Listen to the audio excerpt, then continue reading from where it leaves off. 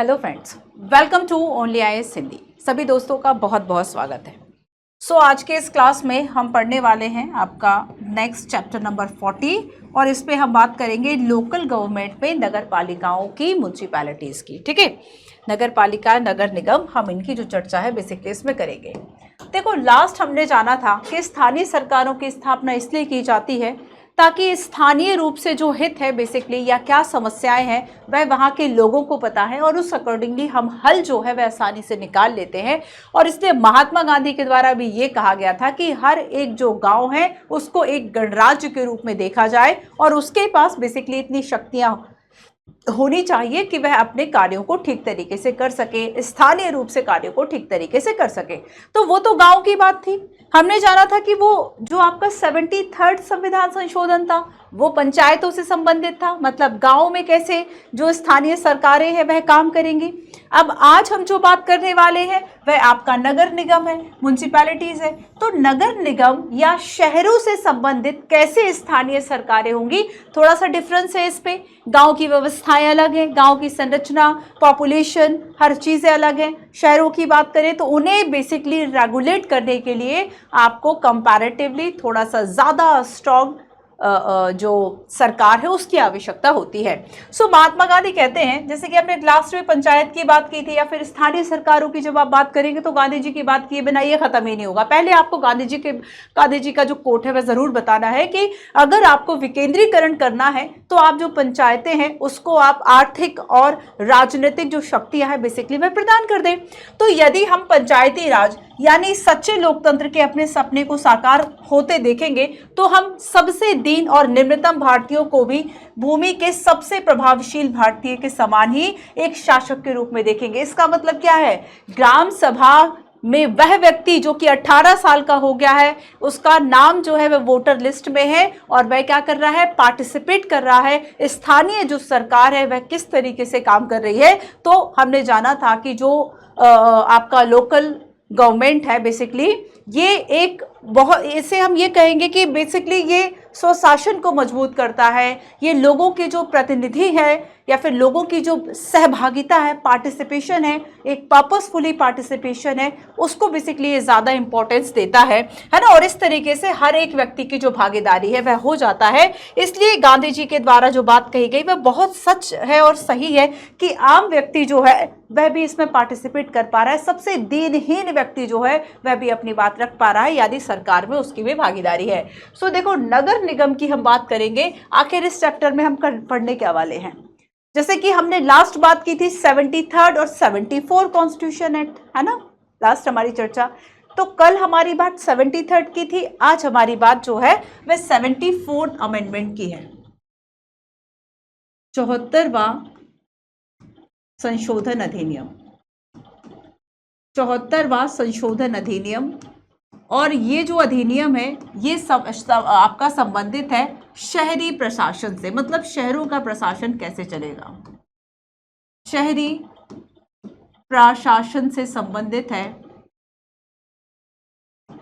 Urban local government. ठीक है, इससे संबंधित है। तो लास्ट हमने देखा था कि पार्ट 9 जोड़ा गया था पंचायतों के लिए। इसमें हम बात करेंगे कि इसमें जो है वह पार्ट 9A जोड़ा गया। ठीक है, अनुसूची की अगर हम बात करेंगे तो कौन सी अनुसूची थी इसमें, 12वीं अनुसूची। 12वीं अनुसूची में लगभग 18 ऐसे विषय हैं जो कि नगर निगम, नगर पालिकाएं जो हैं, 18वीं अनुसूची है ना, इसमें 12वीं अनुसूची में 18 ऐसे विषय हैं जो कि जिसमें कि वो लिस्ट बनाई गई है कि आखिर कौन कौन से जो अधिकार है वह नगर पालिकाओं को दिए जाएंगे। ठीक है, तो ये सारी बात। अब देखो, बेसिकली ये चैप्टर आपको बताएगा कि नगर निकायों का जो विकास है वह कैसे हुआ। जैसे कि आधुनिक रूप से आधुनिक शहर जिसे कि हम चेन्नई के नाम से जानते हैं, जो कि पहले मद्रास कहा जाता था। ठीक है, जब अंग्रेजों के द्वारा वहाँ के जो स्वशासन है, शासन उसको अपने कब्जे में लिया, वहाँ की व्यवस्था को बनाने के लिए उन्होंने क्या किया कि वहाँ पे नगर निगम जैसी जो व्यवस्थाएं हैं, मतलब एक ऐसी स्थानीय सरकार बनाई जिससे हम वहाँ पे जो शासन है वह कर पाए। नगर निकायों का विकास कैसे हुआ, ऐतिहासिक समितियाँ, संवैधानिकरण, ये सारी बात करेंगे। आर्टिकल्स भी याद करेंगे हम, है ना। 74 संविधान संशोधन की विशेषताएं सबसे ज़्यादा इंपॉर्टेंट। नगर निगम जो है उनका राजस्व क्या है, कितने प्रकार के होते हैं, जैसे कि बड़ी सिटी है तो अलग संरचना है, छोटी सिटी है, शहर है, छोटा शहर है पॉपुलेशन वाइज, तो वहाँ पे अलग तरह की संरचना है। इसके अलावा अगर कोई महानगर है तब अलग तरह की संरचना है, अगर भाई यूटी है, केंद्र शासित प्रदेश है, तो अलग तरह की संरचना है, ठीक है। तो ये सारी बातें हम जानेंगे। स्थानीय सरकार और केंद्रीय परिषद की बात करेंगे, ठीक है। चलो आओ मैं आपको दिखाती हूँ, थोड़ा सा हम चलते हैं। और यहाँ पर बेसिकली मैंने गूगल पर खोला हुआ है MCD, municipal corporation of Delhi, municipal corporation of Delhi. तो दिल्ली में कहा जा रहा है म्युनिसिपल कॉर्पोरेशन, ठीक है। बॉम्बे में भी कहा जा रहा है म्युनिसिपल कॉर्पोरेशन, लेकिन जब मैं एक छोटे शहर का नाम लूंगी जो कि सागर में आता है, म्युनिसिपल काउंसिल मकरोनिया, सागर में, MP में सागर जो जिला है, ठीक है, उसमें बेसिकली जो मकरोनिया है, ठीक है, हम इसकी बात कर रहे हैं कि इसमें क्या होगा, क्या कॉरपोरेशन होगा, किस तरीके की व्यवस्था होगी, तो यहाँ पर काउंसिल है, ठीक है। तो आखिर ये ऐसा व्यवस्था क्यों की गई है, पहले मैं आपको थोड़ी सी जानकारी दिल्ली की देती हूँ, ठीक है। तो देखो बच्चों, अगर हम दिल्ली की बात करें तो बेसिकली इसमें the 3 existing civic bodies, east Delhi municipal corporation, north Delhi municipal corporation and south Delhi municipal corporation. आपने देखा होगा कि एक सबसे ज्यादा जो विवाद है कि उसी की वेबसाइट खुली हुई है गूगल पे। आपने, जो बच्चे दिल्ली में है स्पेशली, वो समझ पाते होंगे इस बात को कि आपने कई बार देखा कि सड़कों पे कचरा जो सफाई कर्मचारी वे बिखरा के चले जाते हैं, एक विरोध प्रदर्शन कि उनकी वेतन नहीं मिल रही है, उनको सैलरी टाइम से नहीं दे रही। जानते हो इसके पीछे प्रॉब्लम क्या थी? इसके पीछे प्रॉब्लम ये है कि दिल्ली में कोई एक म्युनिसिपल कॉर्पोरेशन नहीं है, क्योंकि दिल्ली की तो स्थिति बहुत ही जटिल है ना, कठिन है। आप चलो मेट्रो सिटीज भी है ना। मेट्रो सिटीज किसे कहा जाता है? अगर हम मेट्रोपॉलिटन सिटी की बात करें तो जिसकी पॉपुलेशन मोर देन 1 मिलियन है, ठीक है। अगर 1 मिलियन से ज्यादा पॉपुलेशन है तब हम उसको मेट्रो सिटी कहते हैं। इसके अलावा ये केंद्र शासित प्रदेश है। अब केवल केंद्र शासित प्रदेश नहीं है ना, केवल यूटीज नहीं है, अब ये राष्ट्रीय राजधानी क्षेत्र भी है, तो इसकी स्थिति जो है वह कुछ अलग होगी। जैसे बाकी जगह पर तो अध्यक्ष हो जाते हैं कि नगर पालिका का अध्यक्ष है, यहां पर जो प्रमुख होंगे ना वो एक IAS ऑफिसर होते हैं। यहाँ पे जो प्रमुख है वह एक IAS ऑफिसर होते हैं, ठीक है। तो अब देखो, हम अगर म्युनिसिपल कॉर्पोरेशन ऑफ दिल्ली की बात करें तो इसमें देखो पहले 3 बेसिकली इस तरह की जो सिविक बॉडीज है वह होती थी। ईस्ट के लिए अलग थी, है ना, नॉर्थ के लिए अलग थी, साउथ के लिए अलग थी। अब इन तीनों को यूनिफाइड किया, इन तीनों को एक कर दिया, और आप देखेंगे कि 2022 में एक विधेयक, एक बिल जो है वह लाया गया कि इस व्यवस्था को दूर किया जाए। इससे काफी प्रॉब्लम हो रही है, लोगों की जो वेतन है, सफाई कर्मचारियों की जो वेतन है वह नहीं दी पा रही, क्योंकि सफाई करने का काम, सफाई रखवाने का काम पूरे शहर में किसका है? यही जो आपके नगर निगम है, नगर पालिकाएं। जब पूना में हम प्लेग की बात करेंगे, आपको पता है प्लेग भी कई चरणों में फैला, जैसे कोविड, और इत्तेफाक है कि वह चीन के यूहान शहर के आसपास जो है वहां से जो है वह शायद हांगकांग के होते हुए फिर बॉम्बे के रास्ते जो है वह फैल गया वहां पे, है ना।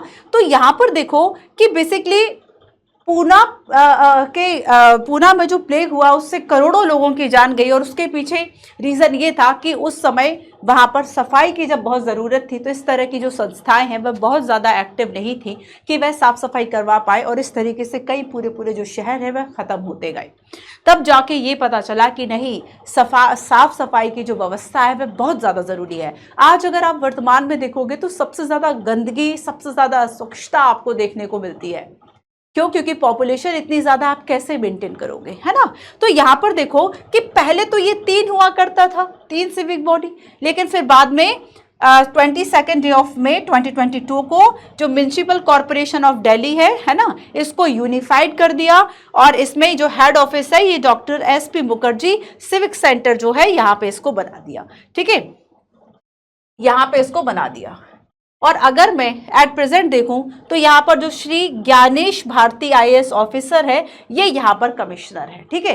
तो आप सामान्य रूप से जब नगर पालिका और नगर परिषद की बात करेंगे तब वहाँ पर आपको IAS ऑफिसर्स, वहाँ के चेयरपर्सन नहीं दिखते, बट यहाँ पर जो बेसिकली कमिश्नर है म्युनिसिपल कॉर्पोरेशन ऑफ दिल्ली के वह श्री ज्ञानेश भारती है, जो कि एक IAS है, ठीक है। तो ये यहाँ पर कमिश्नर है। तो बेसिकली देखो, आप बहुत आसानी से देखोगे कि आखिर किस तरीके से जो काम है, अगर आप डिपार्टमेंट डिपार्टमेंट्स देख ले तो आपको सारे यहाँ पे जो डिपार्टमेंट्स हैं वह देखने को मिल जाएंगे। Building department, Ayushman department, central establishment, है ना, committees, horticulture department, factory licence, finance department, मतलब ये सारे काम ये करेगा। ठीक है, information technology, land state, labour welfare department, ये सारे डिपार्टमेंट जो ये कॉरपोरेशन है उसके अंतर्गत काम करेंगे। लैंग्वेज है, लॉ डिपार्टमेंट है, ठीक है, म्युनिसिपल सेक्रेटरी ऑफिस है, ऑर्गेनाइजेशन मेथड ऑफ डिपार्टमेंट।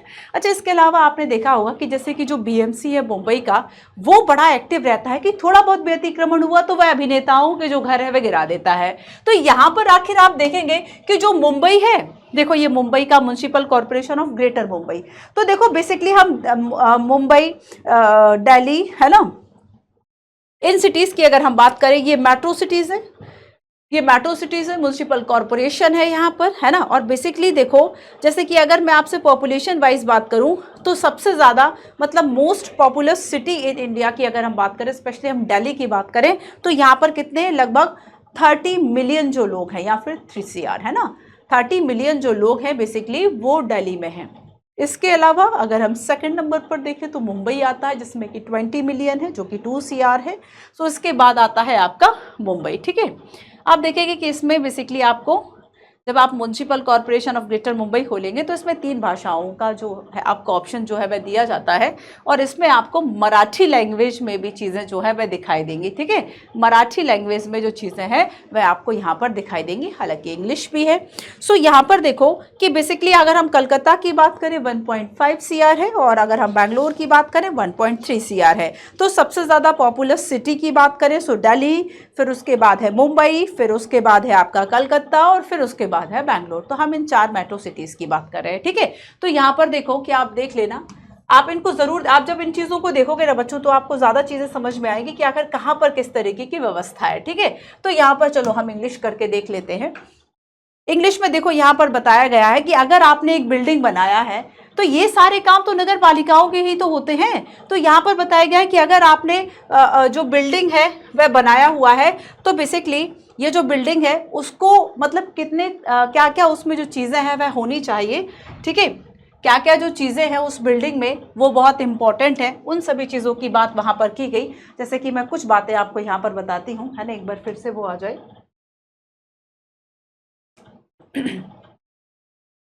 देखो ये सारी चीजें, जैसे कि BMC employ will have QR code base, हाँ, जैसे कि वाटर कनेक्शन हो, फायर एनओसी हो, ठीक है, प्रॉपर्टी टैक्स हो, शॉप एस्टैब्लिशमेंट हो, साफ सफाई हो, सीवेज की प्रॉपर व्यवस्था हो, ठीक है, फायर एग्जिट हो, तो ये सारी चीजें जो हैं बेसिकली वो सभी इसमें होनी चाहिए। तो इस तरह के जो एनओसी और सारी चीजें वह कौन कर रहा है, कॉरपोरेशन, जो आपका म्युनिसिपल कॉरपोरेशन है वह कर रहा है। ठीक है, क्लियर है, कुछ समझ में आया कि आखिर क्या काम कर रहा है और दिल्ली में किस तरह की व्यवस्था है। अब हम चलते हैं अपना जो स्टैटिक पोर्शन है उसकी तरफ। ठीक है, चलो जो भी चीज़ें हो रही हैं एटलीस्ट उसको जानो ज़रूर। और इसको शुरू करने के पहले मैं आपको यूपीएससी ने 2023 में एक क्वेश्चन पूछा था, मैं वो क्वेश्चन आपको बता रही हूँ। क्वेश्चन देखो ज़रा, The state in India seem reluctant to empower urban local body both functionally as well as financially. Comment.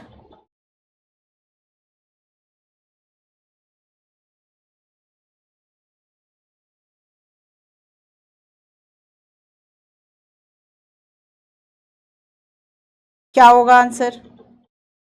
कुछ सोचिए ना आप कि भारत में जो राज्य है ना, देखो चूंकि जो स्टेट है ना उनके पास ये पावर है कि जो शहरी स्थानीय निकाय हैं बेसिकली इनको शक्तियां सौंपे, है ना। तो ये जो शहरी स्थानीय निकाय है उनको कार्यात्मक और वित्तीय दोनों ही रूप से सशक्त बनाने के लिए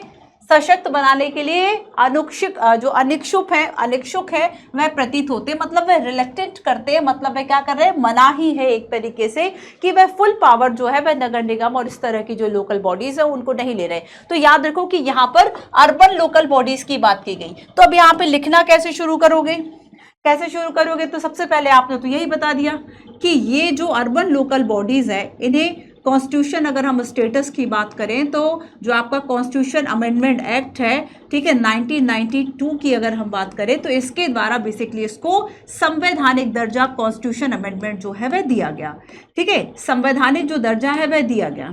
और ये जो शहरी स्थानीय निकाय है, गांव की बात नहीं कर रहे हैं, पंचायतों की बात नहीं कर रहे हैं, है ना, तो यहाँ पर ये जो शहरी स्थानीय निकाय हैं, शहरी स्थानीय निकाय है ना, ये बेसिकली किन लोगों से मिलकर बनी है, तो वहाँ पे जो लोकल लोग हैं, जो स्थानीय लोग हैं, वो बेसिकली इसमें पार्टिसिपेट करेंगे।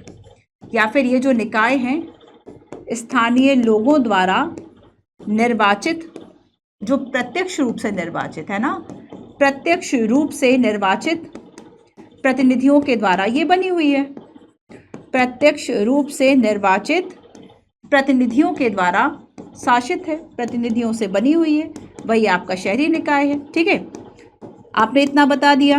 अब आप बताइए कि चूंकि 12वीं अनुसूची की अगर हम बात करें तो संविधान की जो 12वीं अनुसूची इस 74 अमेंडमेंट के द्वारा जोड़ी गई, इसमें ऐसे 18 विषयों की जो बात है वह की गई। अब 18 विषय कौन से, मैं जस्ट आपको बता देती हूँ। 18 विषयों की बात की गई जिन पर जो अर्बन बॉडीज़ हैं इनको बेसिकली अधिकार है कि वह नियम बनाए, है ना, जो अर्बन बॉडीज़ हैं बेसिकली इनको अधिकार है कि ये नियम बनाए। लेकिन होता क्या है कि ये विषय सौंपेगा कौन, तो राज्य विधानमंडल, इसके पास यह पावर है।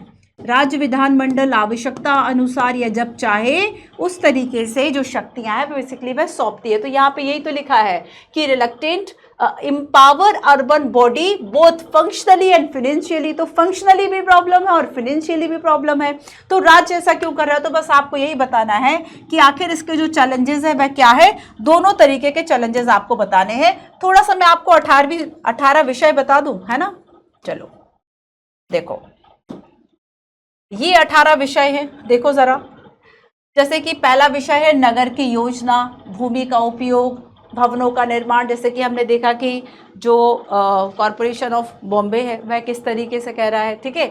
आर्थिक और सामाजिक विकास, सड़कें व पुल, घरेलू व वाणिज्यिक औद्योगिक प्रयोजन, जलापूर्ति, लोक स्वास्थ्य, स्वच्छता, सफाई, कूड़ा करकट प्रबंधन, अग्निशमन सेवाएं, वही फायर, है ना। जैसे कि आप देखेंगे कि बेसिकली जो आरबीआई है, सॉरी माफ़ कीजिएगा, है ना, कि जो बेसिकली फायर की हम बात करेंगे कि फायर एनओसी, और स्पेशली मुखर्जी नगर की बात करते हैं ना, फिर आरबीआई और इन सब की बात करेंगे। सो मुखर्जी नगर में बार बार कोचिंग सेंटर्स और इन सबको फायर एनओसी, जब से एक दुर्घटना हुई उसके बाद से लगातार जो यहाँ पर म्यूनसिपल कॉरपोरेशन है वह लगातार इस तरीके से जो रखी है चीज़ों की वह कर रही है कि कहाँ कहाँ पर फायर एग्जिट और ये व्यवस्थाएँ हैं या नहीं। तो अब जिन्हें भी बेसिकली अगर यहाँ पर कोचिंग संस्थान चलाने हैं, जो भी यूपीएससी के इंस्टीट्यूट हैं, उनके लिए बहुत ज़रूरी है कि वे फायर एनओसी पे काम करें, है ना। और वो फायर एनओसी के लिए वो पूरा जो इंफ्रा जो कुछ भी लगाना है, फायर एग्जिट और ये सारी चीज़ें, कि एटलीस्ट आपको निकलने के लिए किसी पर्टिकुलर बिल्डिंग से 3 स्पेस या 3 दरवाजे होने चाहिए। इस तरह की कुछ बातें जो है अगर उसको फॉलो कर रहे हैं देन ही आप यहाँ पे कोचिंग चला सकते हैं ना। तो यहाँ पर देखो कई संस्थाओं का फाइन भी हुआ था। अग्निशमन सेवाएं हैं, नगरीय वानिकी है, पर्यावरण का संरक्षक है, पारिस्थितिक आयाम है, समाज के दुर्बल वर्ग है जिसके अंदर दिव्यांग और मानसिक रूप से मंद व्यक्ति, उनके हितों की रक्षा करना, झुग्गी बस्ती, नगरीय निर्धनता उन्मूलन, नगरीय सुविधा और अन्य सुविधा जैसे कि पार्क है, उद्यान है, खेल के मैदान है, इनकी व्यवस्था करना, है ना। एंड सांस्कृतिक, शैक्षणिक, सौंदर्यपरक आयामों की अभिवृद्धि, कब्रिस्तान, शवदाह, शमशान, विद्युत शवदाह, पशुओं को क्रूरता का निवारण, जन्म और मृत्यु पंजीकरण, ठीक है, सार्वजनिक सुख सुविधाएं जिसके अंतर्गत सड़क पर प्रकाश है, पार्किंग है, बस स्टॉप है, जन सुविधाएं हैं, और जो वधशालाएं हैं और चर्म जो शोधनशालाएं हैं उनका विनियमन, है ना। बेसिकली ये सारी चीज़ें, ठीक है।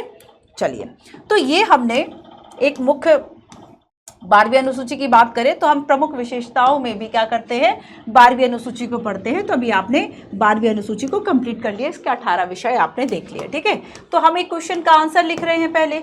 तो बेसिकली देखो कि आखिर अगर हम इसकी प्रॉब्लम्स की बात करें, चूंकि इसमें चैलेंजेस पूछा है, तो देखो बच्चों चैलेंजेस ये है कि जो ये विषयों का हस्तांतरण है ना, ये बहुत स्लो है।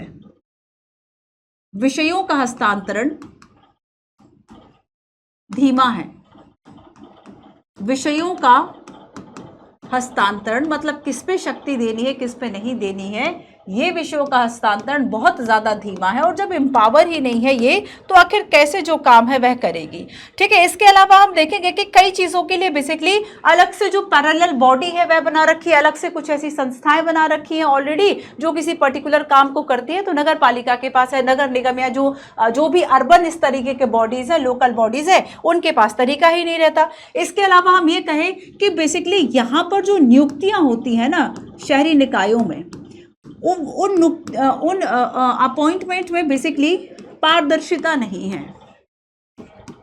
पारदर्शिता नहीं है, ट्रांसपेरेंट नहीं है, ट्रांसपेरेंसी बिल्कुल भी नहीं है। ठीक है, इसके अलावा अगर हम फाइनेंशियल देखें, ये तो ऐसी हो गई कि जो कि कार्यात्मक के हिस्से आ गई। अब अगर हम वित्तीय की बात करें, इसके अलावा और भी हो सकती है कार्यात्मक, ठीक है, बट मैं सारी नहीं, आपको कुछ ही बता रही हूँ। वित्तीय में अगर हम देखें तो ज़्यादातर इनके पास अपने राजस्व के स्रोत जो है वह कम है, या जो राजस्व के स्रोत है उनसे पूरा नहीं होता है इनका जो खर्चा है।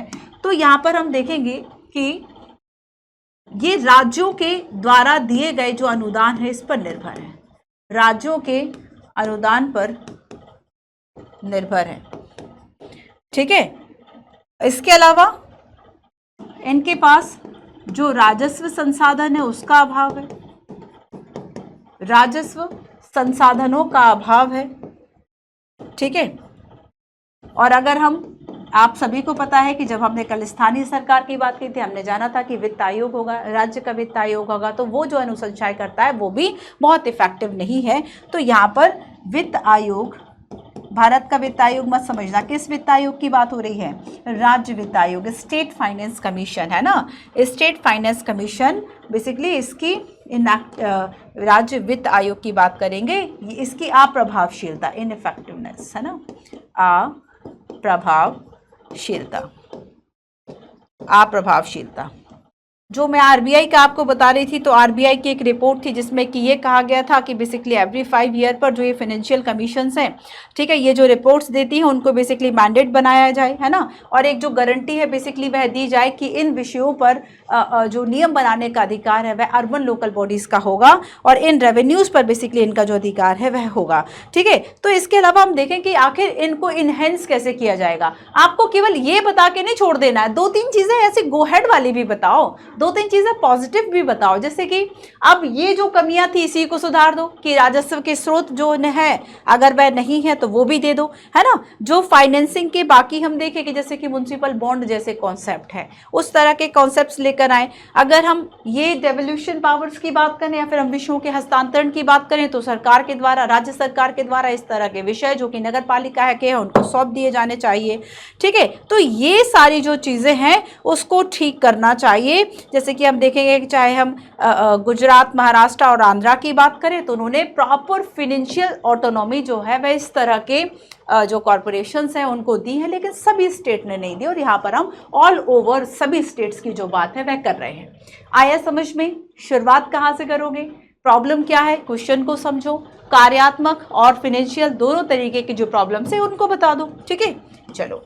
सो हमने जाना गांधी जी क्या कह रहे हैं। गांधी जी कह रहे हैं बच्चों मेंस आंसर राइटिंग भी करना है, क्योंकि अगर हम देखो इस बुक की बात करेंगे आपको इन्फॉर्मेशन बहुत ज़्यादा है, नो डाउट बहुत अच्छी हैं, बट जब आपसे अगर ये कहा जाए कि संविधान क्या है और उसके क्या कार्य हैं, तो समटाइम्स हो सकता है कि आप बताने में आप सफल रहे, क्योंकि अच्छी बुक है, बहुत अच्छी बुक है, नो डाउट, है ना, लेकिन इसमें इंफॉर्मेशंस के अकॉर्डिंगली चीज़ें आपको ज़्यादा दिखाई देती हैं, और यहाँ पर समटाइम्स आपके जो कॉन्सेप्ट्स हैं बेसिकली वह कुछ मिस हो जाते हैं, जिसके लिए हमें एनसीईआरटी की ज़रूरत होती है। सो यहाँ पर इसलिए मैं आपको कुछ चीज़ें एक्स्ट्रा बताती हूँ। अगर मेंस आंसर राइटिंग करनी है तो केवल 73, 74 उसके प्रावधान लिख के काम नहीं चलेगा जब तक आप महात्मा गांधी की टिप्पणियाँ ना लिखे। इसलिए मैं इस तरह की टिप्पणी आपको स्पेशली ढूंढ के लाती हूँ और बताती हूँ। तो स्थानीय सरकार की कल हमने बात की थी कि स्थानीय स्वशासन ऐसे स्थानीय निकाय हैं जो स्थानीय मामलों का प्रबंधन करें और जिसके सदस्य स्थानीय लोगों के द्वारा चुने जाए। तो हमने देखा था कि 2 तरह के, एक तो ग्रामीण है, दूसरे शहरी है। ग्रामीण 73 और शहरी 74। 73 की बात कल कर ली, 74 की बात आज कर रहे हैं। तो ये सरकार का कैसा है, तीसरा स्तर है। ग्रामीण क्षेत्रों में पंचायतें और शहरी क्षेत्रों में नगर पालिकाएं जो हैं वो हैं। ठीक है, चलो अब गांधी जी क्या कह रहे हैं कि अगर आपको एक सच्चा लोकतंत्र केंद्र में बैठकर राज्य चलाने से नहीं है, अपितु यह तो गांव के प्रत्येक व्यक्ति के सहयोग से चलेगा। और यही तो कारण है कि हमने कहा कि जो राज्य जो आपका स्थानीय सरकार है या स्थानीय सरकारों का मेन या इम्पोर्टेंट, या हम इसके महत्व की बात करें तो एक सहयोग जो है, एक जो भागीदारी है वो आम लोगों की है। सहयोग और भागीदारी आम लोगों की है ना, इनका बेसिकली एक पर्पसफुली जो पार्टिसिपेशन है वह हो जाता है। सो प्रत्येक नागरिक के सहयोग से चलेगा, वही सच्चा लोकतंत्र है, ना कि केंद्र में आपने एक एसी रूम में बैठ के जो योजना है वह बना ली। अच्छा, योजना से याद है कि योजना आयोग, आखिर योजना आयोग जो है वह बीते दिनों की बात क्यों हो गई? उसको इतिहास इसलिए बना दिया गया क्योंकि वो केवल इस तरह की नीतियां बना रहा था जो कि एक सहयोग हम कहें कोऑपरेटिव तरीके से, जिसमें कि वह स्टेट की बातों को नहीं ले रहा था। तो उसमें केवल फ्लो ऊपर से नीचे की तरफ था कि केंद्र ने बता दिया, राज्य उसको लागू कर दे। लेकिन हो सकता है कि वहां पे प्रॉब्लम दूसरी है और प्रावधान केंद्र ने तीसरा बना के भेजा है। तो यहां पर एक सबसे बड़ी प्रॉब्लम यही हो गई थी। अब नीति आयोग ने इसी चीज को ठीक किया हुआ है कि जो प्रॉब्लम जहां से शुरू होगी वही बताएगा, उसके अकॉर्डिंगली नीतियां केंद्र बनाएगा। तो यहां पर क्या है कि गांव के प्रत्येक व्यक्ति के सहयोग से यह चलेगा। और भारत में पंचायती राज का गठन और उसकी अवधारणा महात्मा गांधी के दर्शन पर आधारित है। इसके अलावा अगर हम देखें कि संविधान में कहां क्या लिखा गया है, कौन सी ऐसी बात है जो कि समर्थन करेगी इसका, तो लास्ट भी हमने बात की थी आर्टिकल 40 जो कि गांधीवादी डीपीएसपी भी है, नीति निर्देशक सिद्धांत है, और आर्टिकल 40 इसके बारे में कहता है। सो लोकतांत्रिक विकेंद्रीकरण का अर्थ है कि शासन सत्ता को एक स्थान पर केंद्रित करने के बजाय उसे स्थानीय स्तरों में विभाजित किया जाए और आम आदमी की सत्ता में भागीदारी को सुनिश्चित करे, वह अपने हितों और आवश्यकता के अनुरूप शासन संचालन में योगदान दे। तो देखो, मेन उद्देश्य की लास्ट भी हमने बात की थी कि स्थानीय सरकार को कौन सा ऐसा वर्ड है जो कि परिभाषित करता है, सो वो है decentralisation. And what is decentralisation? ये डिसेंट्रलाइजेशन है कि आपने जो सत्ता है उसको केंद्रित नहीं किया बल्कि आम लोगों की उसमें भागीदारी करी, बस यही विकेंद्रीकरण हो गया। विकेंद्रीकरण यही हो गया कि जब सत्ता या शासन के जो केंद्र हैं वे आम लोगों तक जाए, किसी एक जगह पर वह केंद्रित नहीं है। ठीक है, क्लियर है? सो अब कुछ फैक्ट्स मैं आपको बताती हूं कि शहरी स्थानीय, देखो हर चीज में हमें स्ट्रांग रहना है। फैक्ट आए तो फैक्ट बनना चाहिए, कॉन्सेप्ट आए तो कॉन्सेप्ट बनना चाहिए, मेंस आंसर राइटिंग आए तो मेंस आंसर राइटिंग बनना चाहिए। सो शहरी स्थानीय निकाय की अगर हम बात करेंगे बच्चों, ये आखिर है क्या? तो बेसिकली इसकी जो स्थापना है वह क्यों की गई थी? तो लोकतांत्रिक विकेंद्रीकरण के लिए की गई। तो चाहे शहरी हो और चाहे आपका ग्रामीण हो, दोनों की स्थापना क्यों करी गई थी, किस उद्देश्य से? सो विकेंद्रीकरण। ठीक है, भारत में 8 प्रकार के हैं। देखो मैं अभी 8 प्रकार आपको समझाऊंगी कि जैसे कि मान लो अगर छोटा सा नगर है, जो कि एग्जाम्पल मैंने आपको बताया, वेबसाइट्स को खोल के बताया कि इस पर्टिकुलर स्टेट की या इस पर्टिकुलर सिटी की आप वेबसाइट्स को खोलेंगे, आपको पता चलेगा कि उसके सिटी का एडमिनिस्ट्रेशन या उस नगर में, देखो हर एक नगर में कहीं ना कहीं रोड टूट गई होगी, है ना, हर एक नगर में कहीं पानी की प्रॉब्लम होगी, कहीं पे बिजली नहीं होगी, कहीं पे और प्रॉब्लम्स होंगी, अस्पताल ठीक से काम नहीं करेंगे, केंद्र सरकार जाके देखेगी क्या? तो वहां पे स्थानीय सरकार है।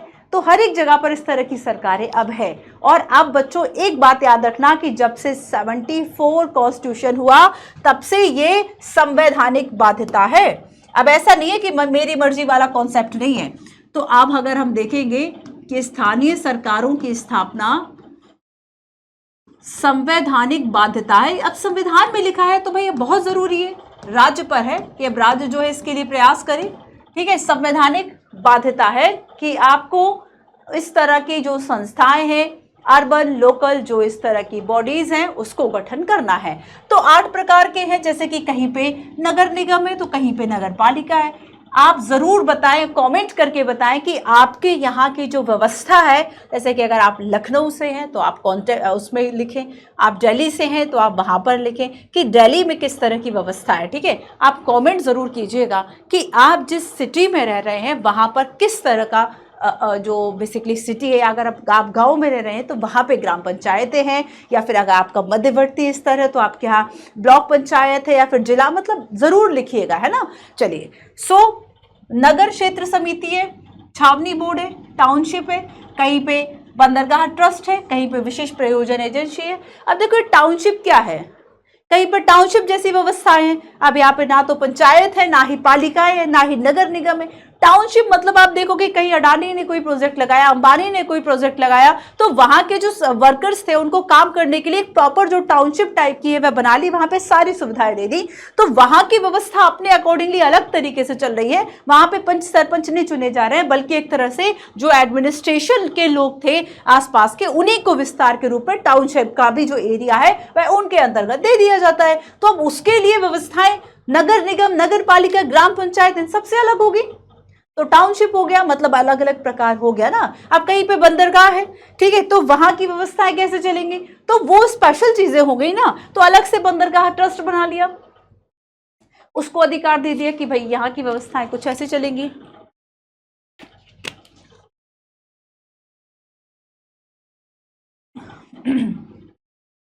पीवी नरसिम्हा राव की सरकार और 1 जून 1993, 1 जून, वो तो 24 अप्रैल को हुआ था आपका ग्राम पंचायत, तभी तो हम 24 अप्रैल को पंचायती राज दिवस मनाते हैं।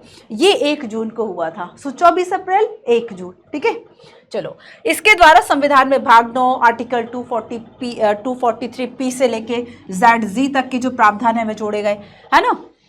आर्टिकल्स दिखा देती हूँ आपको। 12वीं अनुसूची 18 विषय ये तो हम देख ही चुके हैं, ठीक है। साथ ही हम देखेंगे तो केंद्रीय स्तर पर बेसिकली नगरीय स्थानीय शासन या इसके विषय में 3 मंत्रालय देखते हैं, जैसे कि शहरी विकास मंत्रालय भी है, ठीक है। अब आवास और शहरी मामलों का मंत्रालय कर दिया, छावनी बोर्ड के मामले में रक्षा मंत्रालय, केंद्र शासित प्रदेशों के मामले गृह मंत्रालय है, ठीक है। सो बेसिकली मैं आपको पहले आर्टिकल बता रही हूँ, है ना। आर्टिकल्स आपके कौन कौन से हैं। सो 243P से लेके हमने जाना 243ZZ तक है। 243P जो है वह क्या कहता है, वह परिभाषा बताता है कि स्थानीय सरकार जो है वह शहरी स्थानीय स्वशासन है, शहरी स्थानीय सरकार जो है वह क्या होगी। सो परिभाषा 243P बता रहा है। इसके अलावा है 243Q की बात करेंगे, सो नगर पालिकाओं का गठन जो है वह बता रहा है, ठीक है। इसके अलावा अगर हम R की बात करेंगे तो नगर पालिकाओं की संरचना की बात करेगा। इसके अलावा एस की बात करेंगे सो वार्ड समितियां, है ना, इसके गठन की बात करेगा। वार्ड समितियां क्या होगी, वार्ड समितियां, इनका अध्यक्ष कौन होगा, इस तरह के कॉन्सेप्ट हमें पढ़ना है। 243T की बात करेंगे तो स्थानों का आरक्षण होगा, वही SC ST महिलाएं। अब ये आरक्षण कौन करेगा, क्या राज्यपाल, क्या विधानमंडल या फिर क्या केंद्र, कौन करेगा, ठीक है। सो 243U की बात करें, नगर पालिकाओं की अवधि क्या होगी, जो पंचायतों की थी। देखो सेम प्रावधान, पंचायतों को हम ज्यादा विस्तार से पढ़ते हैं और फिर उसके बाद हम देखते हैं कि जो उसके कार्य है, जो उसके बेसिकली आरक्षण की चीजें हैं वही इसके लिए है। तो जो व्यवस्थाएं हमने वहां पे पढ़ ली, सेम व्यवस्थाएं इसके लिए होगी, वो मैं आपको बीच में बताती जाऊंगी। 243V की बात करें तो सदस्यता के लिए अयोग्यताएं सेम वही होगी जो कि कल पढ़ी थी। 243W की बात करेंगे तो नगर पालिकाओं की शक्तियां, प्राधिकार, उत्तरदायित्व जो है वह क्या होंगे, ठीक है। X की बात करेंगे सो नगर पालिकाओं के द्वारा कर आरोपित करने की शक्ति और उनकी क्या निधियां होंगी। 243Y की बात करेंगे वित्त आयोग। Z की बात करेंगे नगर पालिकाओं के लेखाओं की संपरीक्षा, वही ऑडिटिंग वाला काम जो कि लास्ट हमने देखा था, है ना, वही ऑडिटिंग वाली बात हो गई। और 243ZA पे हम आएंगे। अब देखो Z तक हो गया, अब क्या करें, ABCD लिख लें तो ABCD लिखेंगे तो फिर तो हमने क्या कर दिया, ZA ZB ZC, है ना, ऐसे कर दिया। सो ZA में नगर पालिकाओं के लिए निर्वाचन कैसे होंगे। ZB संघ राज्य क्षेत्रों का लागू होना, अगर संघ राज्य क्षेत्रों पर इसके प्रावधान लागू होंगे या लागू नहीं होंगे, इसको तय कौन करेगा, पार्लियामेंट या राष्ट्रपति, क्वेश्चन है एक, ठीक है। 243ZC कहता है कि इस भाग के कतिपय क्षेत्रों का लागू ना होना, कुछ क्षेत्र ऐसे हो सकते हैं जिसमें लागू ना किया जाए। 243ZD की बात करेंगे, जिला योजना समिति, ये क्वेश्चन कल आया था ना जिला योजना समिति का, वो 73rd का प्रावधान नहीं था, वो 74 का प्रावधान है कि एक जिला योजना समिति होगी। 73rd में पूछा गया था कि उसकी क्या विशेषता है, अभी क्वेश्चन मैं आपको बताऊंगी, है ना। 243ZE की बात करेंगे, अब देखो महानगरों की बात हो गई, महानगर योजना के लिए समिति।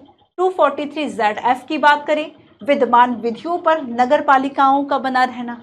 ZG की बात करें तो निर्वाचन संबंधी मामलों में न्यायालय के हस्तक्षेप का वर्णन, न्यायालय का हस्तक्षेप नहीं होगा, है ना, ये बात यहाँ पे कही गई। तो चाहे पंचायत हो चाहे नगर पालिकाएं हो, तो पहले परिभाषा की बात हुई, फिर गठन की बात हुई, है ना, फिर संरचना, फिर वार्ड समितियों का गठन।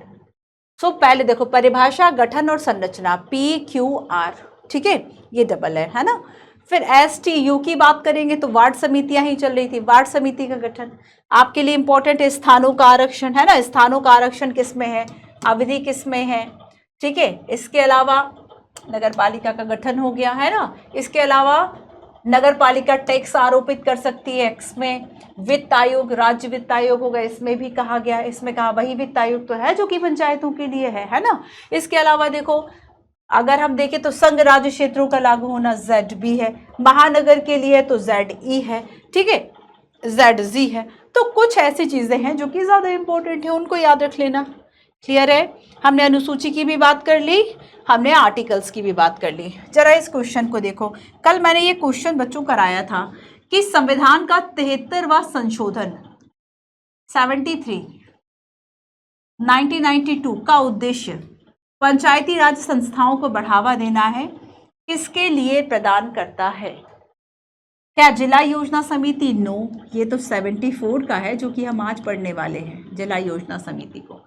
सभी पंचायत चुनाव के लिए राज्य निर्वाचन आयोग, राज्य वित्त आयोग की स्थापना, ठीक है। तो इसका आंसर क्या था? 2 और 3 इसका आंसर था, क्योंकि जिला योजना समिति की आज हम बात करेंगे, ये आपका इसमें शामिल है, ठीक है। मैं आपको थोड़ा सा बता ही देती हूँ जिला योजना समिति के बारे में, कि हम देखेंगे कि राज्य बेसिकली प्रत्येक राज्य इस तरह की जो जिला योजना समिति है उसका गठन करेगा। कौन गठन कर रहा है? राज्य गठन कर रहा है। ना निर्वाचन आयोग है, ना वित्त आयोग है, राज्य का विधानमंडल, ना ही राज्यपाल की बात की गई, ना ही केंद्र की बात की गई। तो यहाँ पे आपको कंफ्यूज किससे किया जा सकता था कि केंद्र बताएगा या फिर इस तरह का संविधान में प्रावधान किया गया है? ऐसा कुछ नहीं है, संविधान में प्रावधान नहीं किया गया है, ठीक है। तो राज्य बेसिकली क्या कर रहा है? एक जिला समिति का जो गठन है वह कर रहा है। ये जिले की पंचायत है या नगर पालिका है, इसके द्वारा जो योजनाएं पेश की गई उसको संगठित करने का जो काम है वह करेगा, है ना। जिला स्तर पर क्या विकास का स्वरूप होगा उसके लिए काम करेगा। तो ये काम तो 74 कॉन्स्टिट्यूशन अमेंडमेंट एक्ट की बात की गई 1992 में, ना कि 73rd में। आया समझ में? चलो अब चलते हैं और हम कुछ विशेषताओं पे चर्चा करेंगे कि आखिर क्या क्या विशेषताएं हैं। हम एक एक करके सारी विशेषताओं को पढ़ेंगे, पर फिर भी मैं आपको ये बता देती हूं कि देखो कल हमने बात की थी कि कुछ विशेषताएं अनिवार्य हैं तो कुछ विशेषताएं स्वैच्छिक है। मतलब 74 जो कॉन्स्टिट्यूशन अमेंडमेंट एक्ट है उसमें भी जो प्रावधान है वे 2 तरह के किए गए हैं। एक ऐसे जो कि आपको अनिवार्य रूप से लागू करने हैं, दूसरे ऐसे जो कि स्वैच्छिक है, चाहो तो कर लो चाहो तो ना करो, ठीक है। अब देखो जैसे कि मुख्य विशेषताओं में देखेंगे हम कि अनिवार्य तो ये है कि छोटे बड़े और बहुत बड़े शहर हैं अगर, तो छोटे शहरों में क्या होगा? पंचायत होगी, नगर पंचायत। शहर है ना, गांव थोड़ी है, तो गांव पंचायत की होगी, नगर पंचायत है। फिर देखो नगर परिषद होगी अगर उससे बड़े हैं, ठीक है, और बहुत बड़े हैं तो वहां नगर निगम होगी, मतलब म्युनिसिपल कॉर्पोरेशन होगी, म्युनिसिपल कॉर्पोरेशन होगी, है ना। चलिए अब देखो SC ST के लिए शहरी स्थानीय में सीटों का आरक्षण। तो एक तो क्रमशः ये याद करो कि नगर पंचायत, नगर परिषद और नगर निगम का होना ये अनिवार्य है, सीटों का आरक्षण अनिवार्य है। कोई स्टेट ऐसा नहीं कह सकता, कोई नगर पालिका ऐसा नहीं कह सकती कि इसके लिए ऑप्शनल दे दो। ऑप्शनल तो देखो अगर हम देखें तो SC ST और महिलाओं के लिए अनिवार्य है, लेकिन जब हम OBC की बात करेंगे तो हो सकता है कहीं पर OBC हो कहीं पर ना हो, तो ये राज्यों को छोड़ दिया गया। सो ये एक दैट इज स्वैच्छिक प्रावधान, ठीक है। सो 1/3 सीटें महिलाओं के लिए होंगी, ना केवल मेंबर्स बल्कि अध्यक्ष के लिए। कल भी हमने इस बात को जाना था, ठीक है। पंचायती राज निकायों में चुनाव कराने के लिए गठित राज्य निर्वाचन आयोग शहरी स्थानीय स्वशासी के लिए भी चुनाव कराएगा। तो जो चाहे हम देखो जो पंचायत के लिए करा रहा था राज्य निर्वाचन आयोग, और जो वहां पे वित्त मामलों को निपटा रहा था वित्त आयोग, वो सब इसके लिए भी काम करेंगे। तो सीटों का आरक्षण राज्य आपका निर्वाचन आयोग, राज्य वित्त आयोग, है ना। और क्रमशः नगर पंचायत, नगर परिषद और नगर निगम। शहरी स्थानीय स्वशासी निकायों का कार्यकाल 5 वर्ष निर्धारित किया। पहले विघटन के मामलों में 6 महीनों के भीतर नया चुनाव कराना। ये कुछ मैंने मोटी मोटी विशेषताएं बता दी, कुछ इंपॉर्टेंट, अभी सबको पढ़ेंगे, बहुत विस्तार से हमें इन विशेषताओं को पढ़ना है। देखो कितनी सारी विशेषताएं हमें पढ़नी है। यहाँ पर तो मैंने 3-4 विशेषताएं बताई, ये सारी विशेषताएं हमें पढ़नी है, ठीक है। इसमें से कुछ विशेषताएं ऐसी जैसे कि निर्वाचन और वित्त आयोग, है ना, ये विशेषता, या फिर पदों का आरक्षण, ये सारी व्यवस्थाएं हमने कल देख ली थी, तो इसको आज ज्यादा नहीं डिफाइन करेंगे। इसके अलावा स्वैच्छिक प्रावधान की बात करेंगे तो विधानमंडल के सदस्यों को मतदान का अधिकार देना और नहीं देना ये ऐच्छिक है। करों, शुल्क, टोल और शुल्क आदि के संबंध में वित्तीय अधिकार देना ऐच्छिक है। नगर निकायों को स्वायत्त बनाना और निकायों को इस अधिनियम के माध्यम से संविधान में जोड़ी गई 12वीं अनुसूची में शामिल सभी कार्यों को करने या आर्थिक विकास के लिए योजनाएं तैयार करने की। अब देखो मेन प्रॉब्लम तो यही है ना कि आपने जो शक्तियां दी उसको तो ऐच्छिक बना दिया।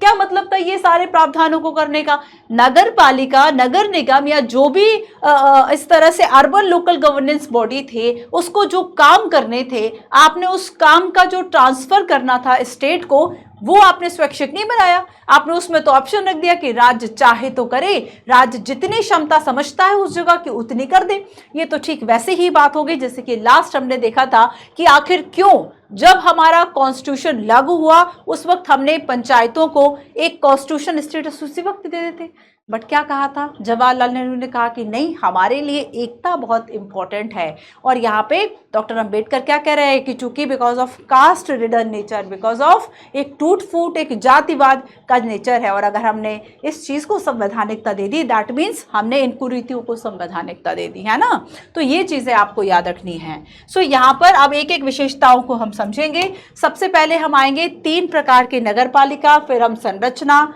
फिर हम बात करेंगे, ये सब चर्चा तो हम कर चुके, 12वीं अनुसूची है ना, पदों का आरक्षण है, वित्त आयोग है, राज्य निर्वाचन आयोग है, ये सारी चर्चाएं हम कुछ कुछ कर चुके। जो नहीं की है हम उसमें बात करेंगे कि 3 प्रकार की नगर पालिकाएं, है ना। हम यहां से जो है वह शुरू करेंगे। अच्छा, इसके पहले विशेषताओं के पहले एक पॉइंट और आपका रह गया, बाकी चीजें बताने के चक्कर में जो इसमें है वो तो आपका मिस ही हो गया। उसको हम देखते हैं कि देखो, अगर हम नगर निकायों के पहले विकास की बात कर लेते हैं, नगर निकायों का विकास।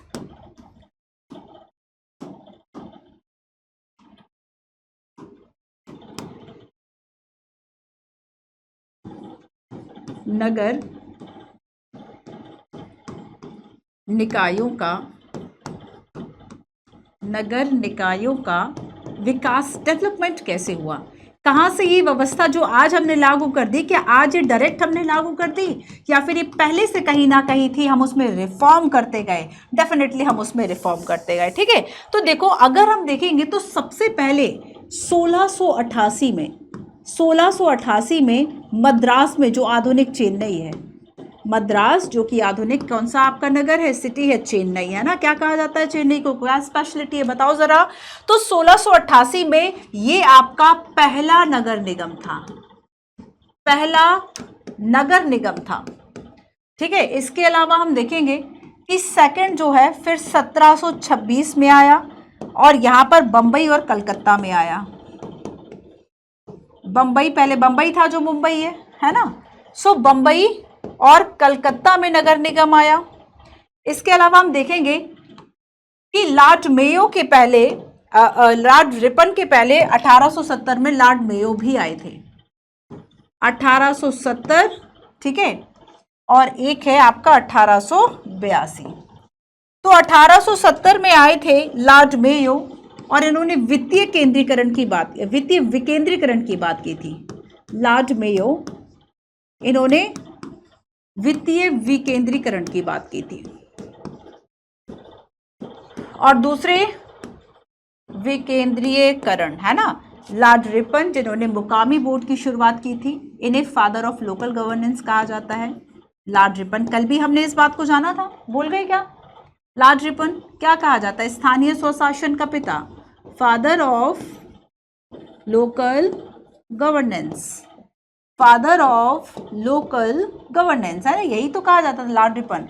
लॉर्ड रिपन ने क्या किया था? ऐसे लोकल बोर्ड बनाए थे जिन्हों की स्पेशली अगर हम कहें तो ये लोकल बोर्ड क्या थे, मुकामी बोर्ड इनको कहा जाता था। और इन मुकामी बोर्ड को स्थानीय स्वशासन की जो कुछ शक्तियां हैं वह बेसिकली दी थी। तो यहाँ से जो शुरुआत है वह होती है। इसके अलावा अगर हम देखेंगे तो कुछ एक्ट, एक तो है आपका 19 की बात कर ले, 1919 का भारत शासन अधिनियम, 1919 का भारत शासन अधिनियम। जैसे कि एक क्वेश्चन यूपीएससी ने पूछा, ये 3-4 एक्ट लिख दिया और उसमें ये पूछ लिया कि किस में वर्णन है किस में नहीं है। इसके अलावा 1935 की बात करें तो 1935 का भारत शासन अधिनियम, इन दोनों में बात की गई, क्योंकि स्थानीय शासन की बात की गई तो ये भी अंडरस्टूड है ना, समझ जाओ इसको भी। तो 1935 का भारत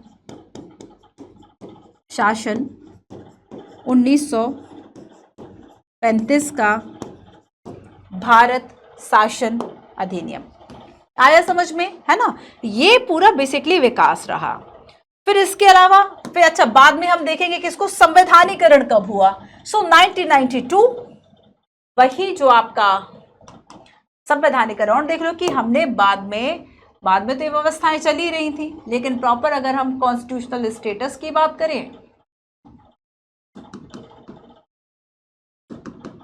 कॉन्स्टिट्यूशनल स्टेटस, ये संवैधानिक दर्जा कब दिया, 1992 and 74th constitution amendment act.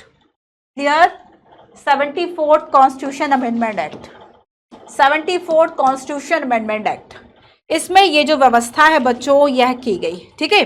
और अब अगर मैं वर्तमान में कहूं कि राज्य सरकारें बेसिकली बाध्य हैं, कि संवैधानिक रूप से बाध्य है कि अब आप संवैधानिक दर्जा दे दिए, तो बाध्यता तो हो ही गई ना, संवैधानिक दर्जे से बच्चों बाध्यता हो गई।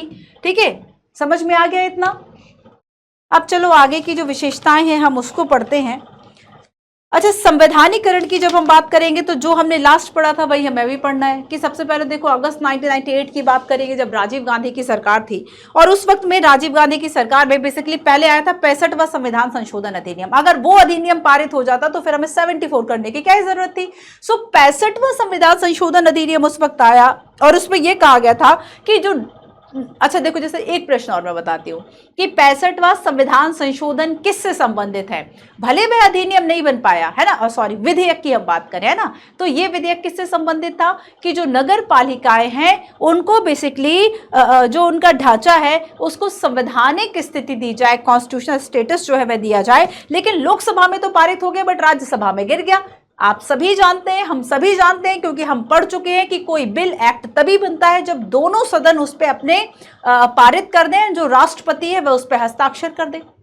ठीक है। इसके अलावा हम देखेंगे कि वीपी सिंह की सरकार आई, राष्ट्रीय मोर्चा सरकार, लेकिन बाद में हम देखेंगे कि जब सरकार विघटित हो गई, लोकसभा विघटित हो गई, सो वो जो बिल है वो भी चला गया। ठीक है, खत्म हो गया। अब नई सरकार वो आई ही नहीं तो फिर से आ जाती। अब 1991 में फिर से हम देखेंगे कि पीवी नरसिम्हा राव की सरकार आई, और जब नरसिम्हा राव की सरकार आई तो नगर पालिका का जो विधेयक है उसको फिर से प्रस्तुत किया गया, और उसके बाद ही 74 कॉन्स्टिट्यूशन अमेंडमेंट एक्ट जो है वह प्रभाव में आ गया 1 जून 1995 से। क्लियर। चलो अब हम बेसिकली 3 तरह की नगर पालिकाओं की जो बात है वह करते हैं। जरा इसको देखो, क्वेश्चन के माध्यम से पढ़ ले। नगर पालिकाओं की संरचना लागू करना अनिवार्य नहीं है। नगर पालिकाएं परिवर्तित क्षेत्र के लिए, व्हाट इज परिवर्तित क्षेत्र, ऐसे क्षेत्र जो कि गांव से शहरों की तरफ तब्दील हो रहे हैं बट अब वो बीच के हो गए, ना तो वो शहर बन पाए और गांव वो रहे नहीं, तो आपको ऐसे कस्बे टाइप के दिखाई दे जाते हैं, वो ही परिवर्तित क्षेत्र है जो कि ग्रामीण से बेसिकली शहरी क्षेत्र की तरफ आ रहे हैं। तो हाँ, यहाँ पर नगर पालिकाएं होनी चाहिए। ठीक है। फिर हम देखें कि जो नगर पालिका है वह, दूसरा हम देखेंगे कि नगर पालिका छोटे शहरी क्षेत्रों के लिए होनी चाहिए। ठीक है, ये बात भी सही है। बड़े शहरों के लिए नगर पालिका निगम की यहाँ पर जो बात है वह की गई, ये बात भी ठीक है ना, नगर पालिका निगम। लेकिन यहाँ पर इसमें पूछा कि किसमें नगर पालिकाओं की संरचना को लागू करना अनिवार्य नहीं है। सो चौथे में अनिवार्य नहीं है। अगर औद्योगिक क्षेत्र के लिए नगर परिषद है ना, इसमें अनिवार्य नहीं है। क्यों अनिवार्य नहीं है? क्योंकि बेसिकली हम देखेंगे ये इसका अपवाद कहा जाता है कि अगर मान लीजिए शहरी सुविधाएं किसी औद्योगिक प्रतिष्ठान के द्वारा बेसिकली अगर प्रदान की जा रही हैं और राज्यपाल किसी क्षेत्र को, बेसिकली कौन सा क्षेत्र औद्योगिक क्षेत्र होगा, इसे राज्यपाल बताएंगे। ठीक है, राज्यपाल क्या कर रहे हैं, इस क्षेत्र को अधिसूचित कर रहे हैं। और ऐसे औद्योगिक जो क्षेत्र है इसके लिए बिल्कुल ज़रूरी नहीं है कि आप स्तरीय संरचना को अपनाएं। तो यहाँ पर हम देखेंगे कि औद्योगिक क्षेत्र के लिए अलग से जो व्यवस्थाएं हैं वह होती हैं और इन्हीं व्यवस्थाओं के चलते यहाँ पर जो ये नगर पालिका की संरचना है इसको लागू करना बिल्कुल भी आवश्यकता नहीं है। अच्छा देखो कि बेसिकली किसी क्षेत्र को किन कारणों के आधार पर एक संक्रमण क्षेत्र जो है वो बताया जा सकता है। अगर जैसे कि हमने परिवर्तित क्षेत्र की बात की, या फिर ऐसे कौन से क्षेत्र जो कि अपने ट्रांजैक्शन के फेस में है, जैसे कि परिवर्तित क्षेत्र के लिए, ठीक है, यहाँ पर कुछ जो टर्म्स है वह लिख लो कि किन आधारों पर हमने इसको कहा। ठीक है, तो इसमें सबसे पहला है कि क्षेत्र की जनसंख्या, क्षेत्र का घनत्व क्या है, जनसंख्या कितनी है, ठीक है, क्षेत्र का घनत्व क्या है। घनत्व की अगर हम बात करेंगे तो जैसे कि हम देखेंगे कि पर स्क्वायर किलोमीटर में कितने लोग, कितने व्यक्ति रह रहे हैं, उस हिसाब से हम जन घनत्व की बात कर रहे हैं। स्थानीय प्रशासन के लिए उपार्जित राजस्व कितना है, स्थानीय प्रशासन के लिए अगर हम राजस्व उपार्जन की बात करें ये बेसिकली कितना है, इस आधार पर भी तय होगा। ठीक है, इसके अलावा गैर कृषि, अगर प्योर गांव है तो वहां पर तो कृषि एक्टिविटीज ही ज्यादा है, बट अगर गैर कृषि की बात करें तो यहाँ पर बेसिकली कितना परसेंटेज है, गैर कृषि कार्यों से रोजगार जहां मिल रहा है, गैर कृषि कार्यों से रोजगार, है ना, ये भी इसकी एक बड़ी की आखिर कोई अगर गांव ऐसा है जहां पे मान लीजिए अब वहां पे गांव वो प्रॉपर नहीं रहा, वहां पे केवल 40% लोग ही जो खेती है वह कर रहे हैं या 20% लोग ही खेती कर रहे हैं, तो उसको आप प्रॉपर गांव की परिभाषा में कैसे रखोगे, है ना। आर्थिक महत्व के कारण, आर्थिक महत्व की बात करें, और इसके अलावा अगर हम कुछ टर्म्स में देखेंगे कि अगर राज्यपाल जो है उनको लग रहा है कि उनके विचार से भी ये जो पर्टिकुलर क्षेत्र है वह एक ट्रांजिशन फेज में है तो वो भी इसमें शामिल हो जाएगा। ठीक है, तो इस तरीके से बेसिकली ये सारी बातें इसमें शामिल होगी। क्लियर। अब चलो एक पॉइंट और बताती हूँ, जैसे कि 3 प्रकार की नगर पालिकाएं आपकी क्वेश्चन के माध्यम से हो गई। अब हम बात करेंगे संरचना की कि आखिर इसकी जो संरचना है वह कैसी होगी। क्वेश्चन देखो जरा। ठीक है, नगर पालिका की संरचना के संदर्भ में निम्न पे विचार कीजिए। वह व्यक्ति जिसे नगर पालिका प्रशासन के विशेष ज्ञान या अनुभव हो लेकिन उसे नगर पालिका की सभा में वोट डालने का अधिकार नहीं होता। बहुत ध्यान से सुनना, समटाइम बच्चों कुछ एक्सेप्शनल होते हैं, कुछ अपवाद होते हैं, है ना। नेक्स्ट है 3 लाख से अधिक जनसंख्या वाली नगर पालिका के क्षेत्र के तहत एक या अधिक वार्डों को मिलाकर एक वार्ड समिति बनाई जाएगी। वार्ड समिति भी तो होगी, जैसे कि हमने जाना था कि ग्राम पंचायत जो है उसमें भी वो जो क्षेत्र था पंचायत क्षेत्र, उसको हमने और वार्ड के रूप में जान लिया। वार्ड से जो चुना गया था यहाँ पे हमने वार्ड मेंबर कह दिया, वहां पे हमने पंच कह दिया था। ग्राम पंचायत में हमने जिसको पंच कहा यहाँ पे हमने वार्ड मेंबर कह दिया। ठीक है, वहां पे आपका सरपंच हुआ करता था, यहाँ पे आपने मेयर कह दिया। यहाँ पे जिस तरीके की भी व्यवस्था है, नगर पालिका का अध्यक्ष है, मेयर है, ठीक है, महापौर, उस तरह की। राज्यपाल अनुसूचित जाति और जनजाति के लिए आरक्षण के नियम बनाएगा। क्या होगा इसका आंसर? पहली बात तो है कि नगर पालिका के सभी सदस्य जो हैं वे प्रत्यक्ष रूप से चुने जाएंगे। नगर पालिका के सभी सदस्य, नगर पालिका के सभी सदस्य प्रत्यक्ष रूप से, सदस्य की बात हो रही है ना, सभी सदस्य प्रत्यक्ष रूप से चुने जाएंगे। मोस्ट इंपॉर्टेंट ये बात पूछी भी गई है ना। सारे क्वेश्चन तो लेना पॉसिबल नहीं होता, फिर भी मैंने काफी क्वेश्चन जो है ऐड किए हुए हैं। इसके अलावा अगर हम देखेंगे कि हर एक नगर पालिका को, जैसे कि हम निर्वाचन क्षेत्र देखते हैं वैसे ही हम वार्ड में बांटते हैं। ठीक है, नगर पालिका को हम क्या करते हैं, वार्ड में बांटते हैं। और यहाँ पर बेसिकली राज्य विधान मंडल के पास ये अधिकार है कि जो अध्यक्ष का निर्वाचन है वह कैसे हो, इस बात को तय करे। तो जो राज्य का विधान मंडल है ये तय करेगा, राज्य विधान मंडल के द्वारा अध्यक्ष का निर्वाचन तय होगा कि क्या रीति रखें, अध्यक्ष का निर्वाचन की पद्धति तय होगी, क्या मेथड होगी, है ना। तो वो मेथड जो है वह राज्य विधानमंडल कर रहा है। इसके अलावा ये कहा जा रहा है कि बेसिकली नगर पालिका में कुछ व्यक्तियों के प्रतिनिधित्व की भी व्यवस्था की गई है कि ये उसमें प्रतिनिधि होंगे, लेकिन इसमें इस बात को बहुत सटीकता से कहा गया है कि जो नगर पालिका के विषय का विशेष ज्ञान रखे, उसको अनुभव है, वो नगर पालिका की सभा में वोट नहीं देगा, ठीक है, वो वोट देने का अधिकारी नहीं होगा। दूसरी बात इसमें यह कही जाती है कि बेसिकली निर्वाचन क्षेत्रों का जो प्रतिनिधित्व करने वाले लोकसभा या राज्य विधानसभा के जो सदस्य होंगे वो नगर पालिका के पूर्ण या अंशतः क्षेत्र में आएंगे। इसके अलावा राज्य या राज्य विधान परिषद के जो सदस्य हैं, राज्य या राज्य विधान परिषद के जो सदस्य हैं वो नगर पालिका में क्षेत्र में मतदाता के रूप में पंजीकृत हों, ठीक है, ध्यान रखना इस बात को। और इसके अलावा समिति के अध्यक्ष, फिर हम देखेंगे कुछ वार्ड समितियां बनाई जाती हैं, है ना। और वार्ड समितियां कैसे बनेंगी, ये जो वार्ड समितियां बन रही हैं ये कैसे बनेंगी, तो ये ऐसे ही बनेगी, ठीक, कि 3 लाख या अधिक जनसंख्या वाली अगर नगर पालिका है तो उसके अंतर्गत एक या अधिक वार्ड क्षेत्र अगर आ रहे हैं, उन सभी को मिलाकर आपने क्या कर दिया, एक वार्ड समिति जो है वह बना दी, ठीक है। और यहां पर देखो कि बेसिकली वार्ड समिति की संरचना की बात करें या इसकी जो भी चीजें होंगी, इसको कौन तय करेगा, इसको राज्य विधानमंडल तय करेगा, राज्य का विधानमंडल जो है वह तय करेगा, ठीक है। या कहीं अगर राज्य विधानसभा लिखी उस बात को भी मान लेना, ठीक है। इसके अलावा देखो कुछ अन्य समितियां भी बनाई जाती हैं। अब हम आ गए अनुसूचित जाति, एक पॉइंट आपको आरक्षण वाला दिया है जो कि आपका अनिवार्य होता है। तो राज्यपाल जो है वह SC ST के आरक्षण के लिए जो नियम है बेसिकली वह बनाएगा, ऐसा यहाँ पर बिल्कुल नहीं है, क्योंकि जब हम आरक्षण की बात करेंगे तो यहाँ पर आरक्षण का जो काम है ये भी किसका है, राज्य विधानमंडल का।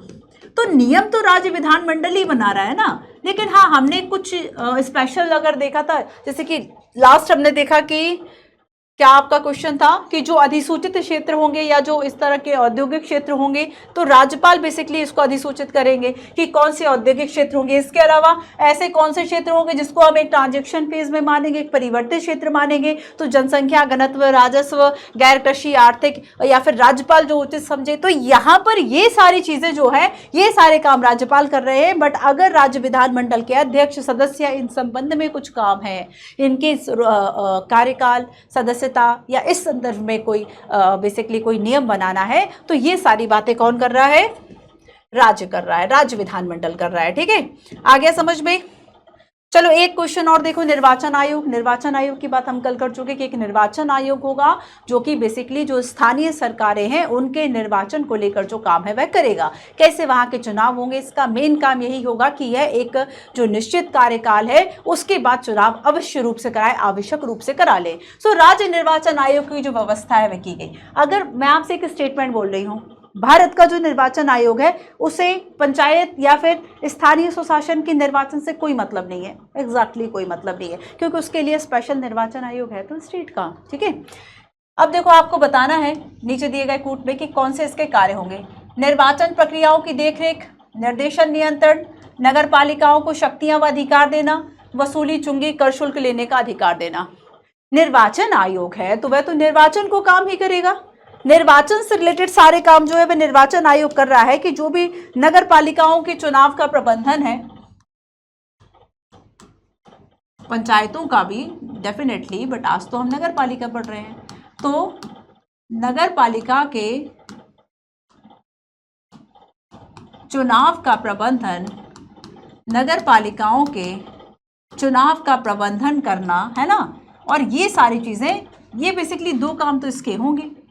लेकिन जब हम 3 और 4 की बात करेंगे, नगर पालिकाओं को कितनी शक्ति है, पहले ही हमने देखा कि राज्य चूंकि नहीं कर रहा है तभी तो प्रॉब्लम है, तभी तो 2023 में क्वेश्चन पूछा यूपीएससी ने कि राज्य जो है क्यों रिलेक्टेंट कर रहा है उस चीज को, क्यों जो हम कार्यात्मक या जो हम वित्तीय शक्तियों की बात करते हैं। तो यहाँ पर नगर पालिकाओं की शक्तियां, अधिकार, वसूली, चुंगी, क्या राजस्व मिलेगा क्या नहीं मिलेगा, निर्वाचन आयोग क्यों तय करेगा, कब से करेगा, राज्य विधानमंडल, है ना। तो यहाँ पर मेन कौन करेगा, ये दोनों कामों को राज्य विधानमंडल करेगा।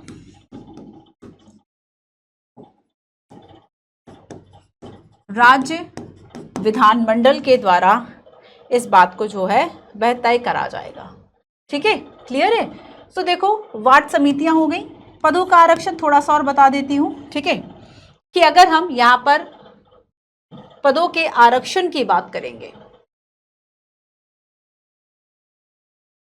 कल का याद करो जरा, कल हमने क्या पढ़ा था? पदों का आरक्षण। तो जो अनिवार्य था, किस बात की अनिवार्यता थी?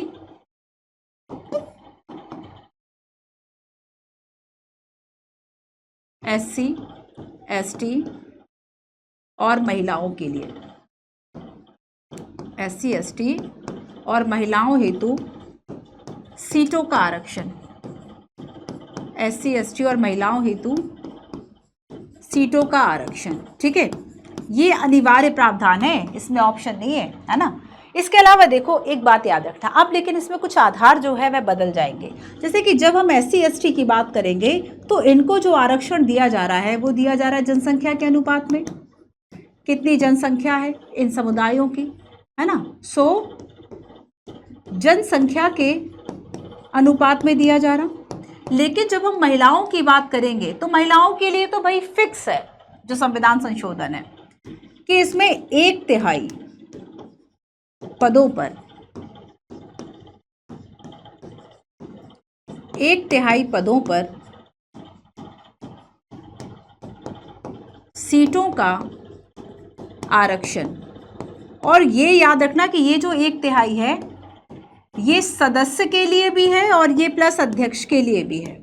और इस बात की भी पूरी पॉसिबिलिटीज है कि एक जो सीट है वह एससी, एसटी के लिए भी है और वह महिला के लिए भी है, ठीक है, इस बात की पूरी पॉसिबिलिटीज है।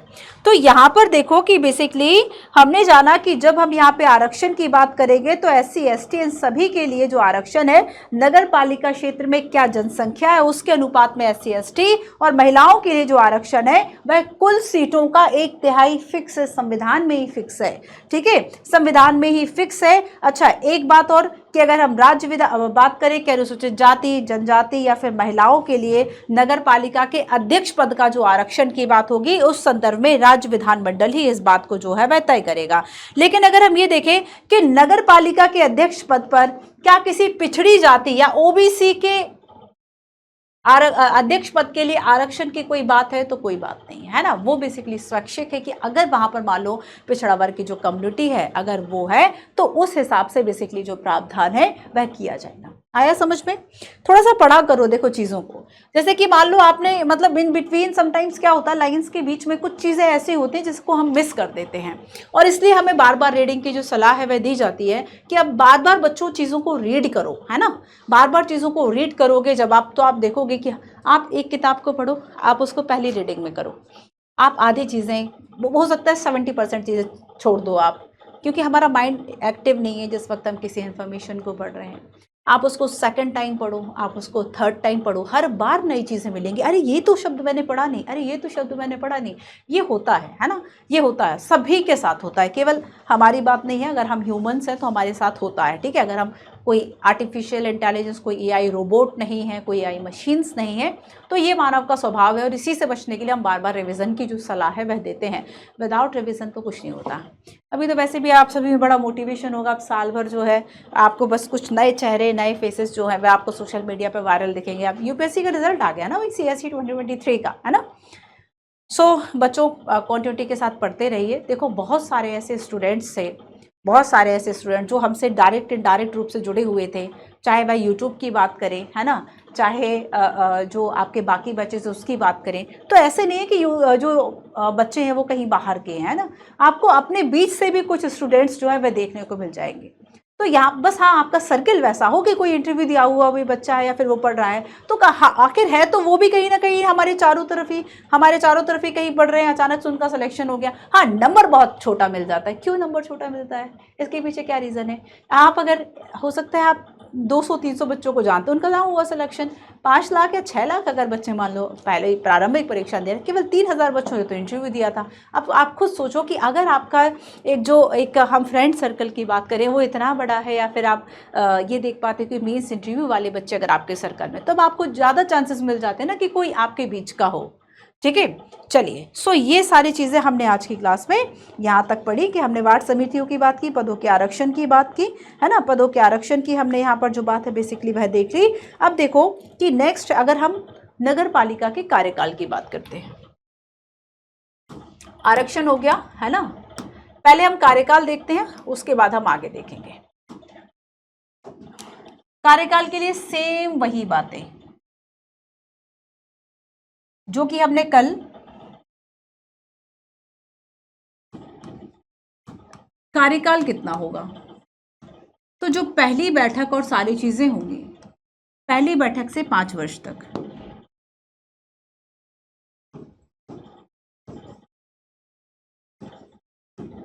पहली बैठक से 5 वर्ष तक की अवधि। ऐसा नहीं है कि इसके पहले जो है वह किसी तरह का कोई ये भंग नहीं हो सकती। अगर मान लो ये भंग हो गया, समय पूर्व विघटित हो गई, 5 वर्ष नहीं हुए और इसका विघटन हो गया किसी भी कारणों से, है ना, समय पूर्व अगर विघटित हो गई, तब ऐसे में क्या होगा, तो 6 माह के भीतर चुनाव कराना अनिवार्य है। 6 माह के भीतर चुनाव कराना अनिवार्य है। अब मान लो 2 साल हुए थे, 2 साल के बाद ये भंग हो गई, अब बचा हुआ शेष कार्यकाल 3 वर्ष का है। शेष कार्यकाल कितना है, 3 वर्ष का है। तो यहाँ पर देखो कि अब बेसिकली यहाँ पर चुनाव के बाद जो नई जो सभा होगी, है ना, जो नई सरकार होगी, वो केवल शेष अवधि के लिए होगी। इस बात को ध्यान रखना, यूपीएससी इस पॉइंट को पूछ चुका है, मैं यहाँ पर स्टार लगा देती हूँ, ठीक है, कि जो नई मान लीजिए समय पूर्व जो है वह नगर पालिका का विघटन हो गया, तो अब जो नई यहाँ पर जो नगर पालिका है या फिर जो स्थानीय स्वशासन सरकार है वह आई, तो नई सरकार वो केवल शेष अवधि के लिए होगी, कि 2 वर्ष के बाद इसका विघटन हो गया तो केवल 3 वर्ष के लिए होगी, ना कि नेक्स्ट 5 ईयर के लिए। वो सरकार केवल शेष अवधि के लिए कार्य करेगी, शेष अवधि हेतु कार्य करेगी, ठीक है। एक बात और जो कल मैंने आपको बताई थी कि अगर हम ये देखें कि भाई चुनाव तो अनिवार्य है, लेकिन मान लो अब तो 6 मंथ ही बाकी हैं, मान लीजिए 4.5 साल हुए थे, है ना, 4.5 साल 4 साल 6 महीने के आसपास हुए थे, तब विघटन हो गया, तो अब 6 मंथ ही पीरियड बचा है, तो उस वक्त चुनाव कराना अनिवार्य नहीं है, ठीक है। तो पदों का आरक्षण हो गया और आपका हमने यहाँ पर जो कार्यकाल है वह देख ली, ठीक है। तो इसमें आपको याद रखना है कि बेसिकली जो यहाँ पर नई नगर पालिका आई थी वो अब केवल शेष अवधि पर ही जो काम है वह करेगी, ठीक है। तो जब वो ये 5 वर्ष पूर्ण हो जाए तब अवधि तक पद पर बनी रहेगी, उसके बाद फिर नए सिरे से जो चुनाव है बेसिकली वह कराए जाएंगे, ठीक है। लेकिन देखो कार्यकाल में क्या है कि 2-3 बातें जो है वह और भी इम्पोर्टेंट हैं। अब इसमें जो इम्पोर्टेंस है बेसिकली वह इस बात का है कि न्याय, हमने ये तो देखा कि चलो नगर पालिका को जो कार्यकाल है सारी चीज़ें की 5 वर्ष एंड ऑल, बट यहाँ पर हमें जानना है कि अधिनियम में न्यायपालिका के भंग करने के कुछ जो प्रावधान है वे बताए गए हैं, ठीक है। जो अधिनियम है, अधिनियम में जो आपका ये नगर पालिकाएं हैं या स्थानीय सरकार है, उसको भंग करने के कुछ प्रावधान हैं। अब 3 इंपॉर्टेंट प्रावधान है, ठीक है। अब ऐसा इसलिए किया गया है ताकि ये जो संवैधानिक बाध्यता है हम एक सुरक्षा को तो दे सके, ऐसा ना हो कि एटलीस्ट कोई कभी भी जो है वह इसको भंग किया जा सके। तो यहाँ पर पहली बात तो ये कही गई कि जिस नगर पालिका को भंग किया जाएगा उसे अपना पक्ष रखने का प्रयास, पक्ष रखने का जो मौका है वह दिया जाएगा। तो नगर पालिका को भंग करने के पहले, नगर पालिका को भंग करने के पहले अपना पक्ष रखने का मौका दिया जाएगा, ठीक है। अपना पक्ष रखने का मौका, अपना पक्ष रखने का मौका दिया जाए, उसके बाद ही भंग किया जाएगा। दूसरी बात जो इसमें कही जाती है कि बेसिकली कोई भी ऐसा कानून जो वर्तमान में लागू है लेकिन 5 वर्ष की अवधि समाप्त होने के पूर्व वह नगर पालिका को भंग नहीं कर सकता, तो उसमें एक प्रावधान बेसिकली ये भी किया गया है ना, कि राज्य की बेसिकली किसी भी कानून है ना का कोई भी संशोधन, और अगर वह वर्तमान में लागू है लेकिन 5 वर्ष की जो अवधि है वो समाप्त होने के पूर्व न्यायपालिका को भंग नहीं कर सकता। सो ये भी इसमें बात कही गई। वर्तमान में लागू कानून या लागू संशोधित कानून, संशोधित कानून मतलब आप ऐसा कोई कानून थोड़ी बना दोगे या कोई संशोधन नहीं कर सकते। संशोधित कानून 5 वर्ष से पहले, 5 वर्ष से पहले नगर पालिका को भंग नहीं कर सकता। तो ये कुछ ऐसा नहीं है कि केवल हमने शक्तियां दे दी, बट हमने इसको खुद की शक्तियों और चीज़ों को बचाने के लिए कुछ ऐसे संवैधानिक प्रावधान भी कर दिए कि ऐसा ना हो इसको कभी भी बेसिकली जो भंग है वह किया जा सके। इसके अलावा हम फ्रेंड्स नेक्स्ट बात करते हैं कुछ निर्हरताओं की, कुछ अयोग्यताओं की, कि कोई सदस्य मान लीजिए कि अगर उन्हें बेसिकली नगर पालिका के जो सदस्य हैं वह अगर चुन लिया जाता है तो उन्हें अयोग्य किस आधार पर किया जाएगा या किस आधार पर नहीं किया जाएगा। ठीक है, तो पहली बात तो है कि विधानमंडल के द्वारा अगर कोई जो राज्य का विधानमंडल है ना, विधानमंडल द्वारा जो भी विधि बनाई गई है विधानमंडल की निर्वाचन के संदर्भ में, विधानमंडल द्वारा निर्वाचन हेतु विधि के अंतर्गत कोई विधि बना दी कि अब ये आपको डिस्क्वालीफाई करने का एक आधार हो गया, विधि के निर्वाचन हेतु विधि के अंतर्गत है ना, विधि के अंतर्गत। और दूसरी बात ये कही जाती है जो हमने स्थानीय में देखी थी कि किसी भी व्यक्ति को इस आधार पर कि उसने 25 वर्ष की आयु पूरी नहीं की है अयोग्य नहीं करार दिया जाएगा। अगर उसने 21 वर्ष की आयु पूरी कर ली है, दैट मीन्स अगर 21 वर्ष का कोई व्यक्ति है तो वह स्थानीय सुशासन चाहे पंचायत हो चाहे नगर पालिका हो इनका सदस्य हो सकता है। सो 25 वर्ष की आयु को पूर्ण ना करने के आधार पर, पूर्ण ना करने के आधार पर अयोग्य घोषित नहीं किया जाएगा, अयोग्य घोषित नहीं किया जाएगा। ठीक है, अगर 21 वर्ष की आयु पूर्ण कर ली है तो, अगर 21 वर्ष की आयु पूर्ण है तो, समझ गए इस बात को। ठीक है, अगर 21 वर्ष की आयु पूर्ण है तो इस आधार पर डिस्क्वालीफाई नहीं करोगे। एक और बात कही जाती है कि मान लो निरंतरता को लेकर कोई प्रश्न पैदा हो गया है ना, कोई प्रश्न या कोई विवाद होता है, तो इस विवाद को आखिर कौन सुलझाएगा? क्या ये न्यायपालिका में जाएंगे? तो नहीं, न्यायपालिका में तो नहीं जाएंगे। क्यों नहीं जाएंगे? क्योंकि हमने एक आर्टिकल की बात की थी, आर्टिकल 243ZG, कि चुनावी मामलों में न्यायालय का जो हस्तक्षेप है वह नहीं होगा। तो अब इस प्रश्न को कौन सुलझाएगा कि अयोग्यता का ये जो मामला आया है उसको कैसे सुलझाए? सो राज्य के द्वारा नियुक्त अधिकारी, जो राज्य है, राज्य विधानमंडल है, राज्य विधानमंडल द्वारा जो भी जिसे भी अपॉइंट किया जाएगा, नियुक्त अधिकारी या संस्था, नियुक्त अधिकारी द्वारा इस विवाद को बेसिकली सुलझाया जाएगा। ठीक है, तो भंग करने के प्रावधान और अयोग्यताओं की बात हमने कर ली। अच्छा, राज्य निर्वाचन आयोग वैसे तो हम देख चुके हैं, बट एक बार थोड़ा सा और हम देख लेते हैं कि आखिर जो स्टेट इलेक्शन कमीशन है, स्टेट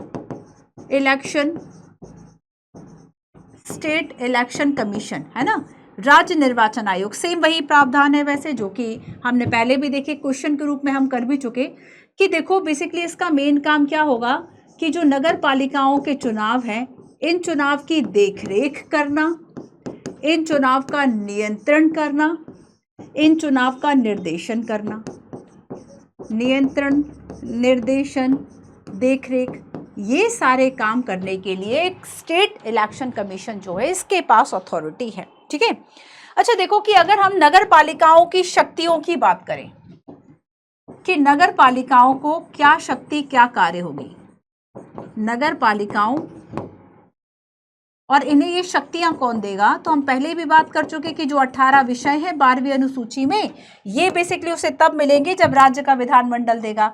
तो बेसिकली इनका मेन उद्देश्य क्या है? नगर पालिकाओं की शक्ति यूज करने का मेन उद्देश्य क्या है? कि बेसिकली सामाजिक और आर्थिक विकास हो सके। यही तो है ना कि ये क्या करेंगे? सामाजिक व आर्थिक विकास के उद्देश्य से कार्य करेंगे। और इसको इस संदर्भ में जो शक्ति है वह स्टेट देगा। कौन देगा? स्टेट लेजिस्लेशन, स्टेट लेजिस्लेशन, राज्य का विधानमंडल ये शक्ति दे देगा। नेक्स्ट यहाँ पर है कि अब एक वित्त आयोग भी है, ठीक है, स्टेट। ये तो इलेक्शन कमीशन की बात हो गई। थोड़ा सा फाइनेंस कमीशन को भी देख लेते हैं। स्टेट फाइनेंस कमीशन, ठीक है, राज्य का वित्त आयोग है। अब वित्त आयोग का मेन काम तो यही था कि जो स्थानीय सरकारें हैं बेसिकली उनके लिए क्या राजस्व, क्या कर और सारी चीजें हैं उसको बेसिकली वह बंटवारा करे। तो यहाँ पर मेन काम जो होगा कि 5 वर्ष में, है ना, जो नगर पालिकाएं हैं 5 वर्ष में नगर पालिकाओं की स्थिति की समीक्षा करना, वित्तीय स्थिति की, नगर पालिकाओं की जो वित्तीय स्थिति है, वित्तीय स्थिति की समीक्षा करना। और ये जो समीक्षा की है ना और ये जो रिपोर्ट बनाई है वह राज्यपाल को सौंपना, राज्यपाल को सिफारिश करना, है ना। समीक्षा करके जो सिफारिशें हैं बेसिकली वह किसको भेजेगा? स्टेट का फाइनेंस कमीशन ये भेजेगा गवर्नर को, ठीक है। तो ये बेसिकली देखो किस संदर्भ में जो सिफारिशें हैं वह करेगा। तो हम देखेंगे कि एक सिफारिश ये करेगा कि आखिर किस तरह का जो शुल्क है, एकत्र शुल्क या फिर कर, इस संदर्भ में, है ना, सिफारिश कर रहा है, शक्तियां नहीं दे रहा। शक्तियां देने का काम तो राज्य विधानमंडल का है। राज्य विधानमंडल देगा कि आखिर नगर पालिकाओं कौन से जो टैक्स है वह कलेक्ट कर सकते हैं, कौन सा जो शुल्क है वह कलेक्ट कर सकता है। लेकिन इस संदर्भ में सिफारिश देने का जो काम है बेसिकली वह तो स्टेट फाइनेंस कमीशन कर रहा है। साथ ही देखो एक बात को और याद रखो कि यूपीएससी के द्वारा एक स्टेटमेंट पूछा गया था कि क्या जो केंद्र का वित्त आयोग है वह राज्य में नगर पालिकाओं के पूरक स्रोत है ना, उसमें राज्य की संचित निधि में वृद्धि करने के उपायों की चर्चा कर सकता है, उपायों के बारे में सलाह देगा कि नहीं देगा? डेफिनेटली देगा। तो केंद्र का वित्त आयोग भी इस संदर्भ में जो सिफारिशें है वह दे सकता है। तो एकत्र शुल्क और कर क्या होगा? ठीक है, इसका बंटवारा, शेयरों का बंटवारा, शेयरों या राजस्व के शेयर की हम बात करें, शेयरों या राजस्व का बंटवारा क्या हो, ठीक है, इसकी सिफारिश करना। कर, चुंगी, पदकर, शुल्क ये सारे इसी में आ गए। नगर पालिका की वित्तीय स्थिति में सुधार, वित्तीय स्थिति में सुधार के जो उपाय हैं ये बताना, ठीक है। इसके अलावा देखो ये वह भी सिफारिश करेगा जो राज्यपाल सौंप दे। तो राज्यपाल द्वारा सौंपे गए कार्य, राज्यपाल द्वारा सौंपे गए जो कार्य है इस संदर्भ में सिफारिश करना। तो ये सारे काम जो है बच्चों वह फाइनेंस कमीशन के होंगे। क्लियर है? तो हमने यहाँ पर देखा कि पदों का आरक्षण, कार्यकाल, अधिनियम में भंग करने के प्रावधान, अयोग्यता, स्टेट इलेक्शन, फाइनेंस कमीशन और ये सारी चीजें। इसके अलावा देखो कुछ ऐसे प्रावधान है बेसिकली, कुछ ऐसे प्रावधान है इसमें जो कि संघीय क्षेत्रों पर लागू नहीं होते, है ना। एक बार जरा इसको देखो, संघीय क्षेत्रों में लागू होगा या नहीं होगा इस बात को तय कौन करेगा? तो इस बात को तय करेंगे राष्ट्रपति। राष्ट्रपति के द्वारा इस बात को तय करेंगे। राष्ट्रपति कहेंगे कि इस पर्टिकुलर अपवाद या इस संशोधनों के साथ या अपवाद या आप संशोधनों के साथ बेसिकली आप किसी प्रावधान को संघीय क्षेत्रों में जो है वह लागू करेंगे, ठीक है। इसके अलावा देखो अगर हम देखें केंद्र शासित प्रदेश, तो केंद्र शासित प्रदेश जो हैं उसके संदर्भ में भी, है ना। साथ ही देखो ऐसे क्षेत्र जिसको कि क्या प्राप्त है, इस से छूट प्राप्त है, नगर पालिकाएं आप बना रहे हैं नहीं बना रहे हैं, तो कुछ ऐसे क्षेत्र भी हैं जिन्हें कि हम छूट प्राप्त क्षेत्र भी कहते हैं। जैसे कि फॉर एग्जाम्पल पश्चिम बंगाल में क्या है, गोरखा परिषद है। एक पश्चिम बंगाल में गोरखा परिषद है, ऑलरेडी वहाँ के जो कम्युनिटी है गोरखा, है ना, ऑलरेडी एक परिषद है जो कि इस तरह से जो स्थानीय सरकार का काम कर रही है। तो ये जो गोरखा हिल परिषद है ना, इस गोरखा हिल परिषद की शक्तियों को बेसिकली ये प्रभावित नहीं करेगा। तो यहाँ पर बेसिकली हम देखेंगे कि ये जो SC/ST के क्षेत्र हैं, SC/ST के क्षेत्रों में लागू नहीं होगा, लागू नहीं होगा। और अगर लागू होगा तो कैसे लागू होगा? क्या राज्य विधानमंडल बनाएगा? नहीं, तो संसद बेसिकली बताएगा, संसद द्वारा ये प्रावधान बनाया जाएगा कि आखिर इस तरह के ऐसे क्षेत्र जो इसको एग्जेम्पशन प्राप्त थी, वह चाहे तो नगर पालिकाओं की, मतलब वो नगर पालिकाओं की स्थापना ना करे, वो संवैधानिक बाध्यता नहीं हो उनके पास। तो यहाँ पर क्या है कि अगर संसद द्वारा अधिनियम, लास्ट हमने पेसा एक्ट की बात की थी, पंचायत एक्सटेंशन शेड्यूल्ड एरिया, है ना, तो वहाँ पे क्या था कि वो जो शेड्यूल्ड एरिया था, वो जो अनुसूचित इस तरह के क्षेत्र थे, उसमें लागू करने के लिए संसद नियम बना रही, पेसा एक्ट की हमने बात की। तो ये कुछ इसकी इंपॉर्टेंट जो विशेषताएं हैं बेसिकली वह है। क्लियर है? चलो, अब हमें एक इंपॉर्टेंट पढ़ना है, महानगरीय योजना समिति। महानगरीय योजना समिति, देखो बेसिकली जो हम महानगरों की बात करेंगे, जैसे कि मैंने स्टार्टिंग में आपको बताया, दिल्ली है ना, मुंबई, कलकत्ता है, बेंगलोर है, ठीक है। इस तरह के जो सिटी हैं जो हम महानगर कहते हैं, महानगर मतलब लगभग वहाँ पर क्या जाना था हमने कि अगर हम पॉपुलेशन वाइज देखेंगे तो बेसिकली महानगर हम या फिर मेट्रो सिटीज़ हम उसको कहेंगे जिसकी पॉपुलेशन मोर देन 1 मिलियन है। सो यहाँ पर हम देखेंगे कि आखिर किस तरह दिल्ली, मुंबई, कलकत्ता इस तरह के जो महानगर है वहाँ पे बेसिकली उसके विकास के लिए, अब इसके विकास के लिए यहाँ पे नगर निगम या फिर इस तरह से चीज़ें नहीं होंगी, यहाँ पर महानगरीय जो योजना समिति है उसको लागू किया जाएगा। और आखिर हम अगर ये देखें, हाँ अच्छा, इस संदर्भ में जो प्रावधान है वह राज्य का ही विधानमंडल कर रहा है, राज्य का जो विधानमंडल है ना, इसके द्वारा ही जो प्रावधान है वह किया जा रहा है। और अगर हम यहाँ पर संरचना की बात करें कि आखिर इसमें जो मेंबर्स हैं वह क्या क्या होंगे, कितने होंगे, गठन कैसे होगा, इनके निर्वाचन का तरीका क्या होगा, इनमें प्रतिनिधित्व किस राज्य कितने केंद्र का होगा, योजनाओं का समन्वय करना और अध्यक्ष के चुनाव का ढंग तैयार करना, ये सारी जो व्यवस्थाएं हैं वह राज्य विधानमंडल के द्वारा बेसिकली इस तरह की चीज़ों में की जाएगी। इसके अलावा हम देखेंगे कि अगर हम मेंबर्स में देखें तो इसमें कुछ मेंबर्स को निर्धारित कर दिया कि लगभग इसके जो 2/3 सदस्य हैं वो नगर पालिका के निर्वाचित सदस्य, ध्यान से सुनना इस बात को, नगर पालिका के अध्यक्ष नहीं कहा लेकिन मैं पंचायतों के अध्यक्ष कहूंगी। तो यहाँ पर नगर पालिका के जो निर्वाचित सदस्य हैं ये चुनेंगे और इसके साथ साथ जो पंचायतों के अध्यक्ष हैं ये चुनेंगे। और ये किसमें से चुनेंगे? क्या बाहर से किसी व्यक्ति को चुनेंगे? नहीं, ये अपने में से ही जो व्यक्ति है, मतलब स्वयं के बीच में से ही 2/3 जो सदस्य है वह चुनेंगे। अगर इस तरह की महानगरीय योजना समिति है, ये एक्स्ट्रा कंट्रोल, एक्स्ट्रा प्रशासनिक इकाई है ना, जो कि सारी चीजों को ठीक तरीके से चलाए, तो यहाँ पर एक समन्वय की जो जरूरत है वह ज्यादा होती है महानगरों में। और इसके लिए यहाँ पे जो नगर पालिकाएं हैं या फिर पंचायत, ऐसे क्षेत्र हो सकते हैं ना कि वो नगर पालिका है, ऐसा कोई शहर हो सकता है ना उस जगह पर, जैसे कि कोई यूटी है, या फिर अगर हम दिल्ली की ही बात करें है ना, तो दिल्ली में ऐसे जो शहर है या फिर छोटे छोटे हम देखेंगे कि इस तरह से कोई जगह हो सकती है जो हो सकता है किसी पंचायत क्षेत्र में ही आती हो, कोई गांव टाइप का एरिया हो, वो एरिया अलग है। और फिर दिल्ली में प्रशासन के लिए महानगरीय योजना समिति भी है ना। तो यहाँ पर क्या है कि पंचायतों के अध्यक्ष और जो नगर पालिका के निर्वाचित जो सदस्य हैं उसमें से 2/3 सदस्य जो है वह स्वयं में से ही चुनेंगे। इस वर्ड को याद रखना है कि स्वयं में से ही बेसिकली वह चुनेंगे, ठीक है। इसके अलावा देखो कि जब ये जो महानगरीय योजना समिति है, जब ये विकास की योजनाएं बनाएगा तो ये कुछ बातों को ध्यान में रखेगा। ये पॉसिबल है जैसे अब सरकार के द्वारा कुछ बातों को ध्यान में रखेगा। सरकार ने तो आयुष्मान भारत योजना चला दी, एमपी गवर्नमेंट के द्वारा कुछ और योजना चलाई गई है ना, मान लीजिए फॉर एग्जांपल, या फिर किसी महानगर के द्वारा कुछ और अपनी इस तरह की स्वास्थ्य सेवा और चीजें जो है, या राज्य सरकार के द्वारा जिन योजनाओं को हेल्थ सेक्टर के लिए किया गया उसको, तो बेसिकली अब ये योजनाओं को कैसे लागू करेगा? तो केंद्र और राज्य बेसिकली एक समन्वित तरीके से जो कार्य करने का काम है वो महानगरीय योजना का होगा।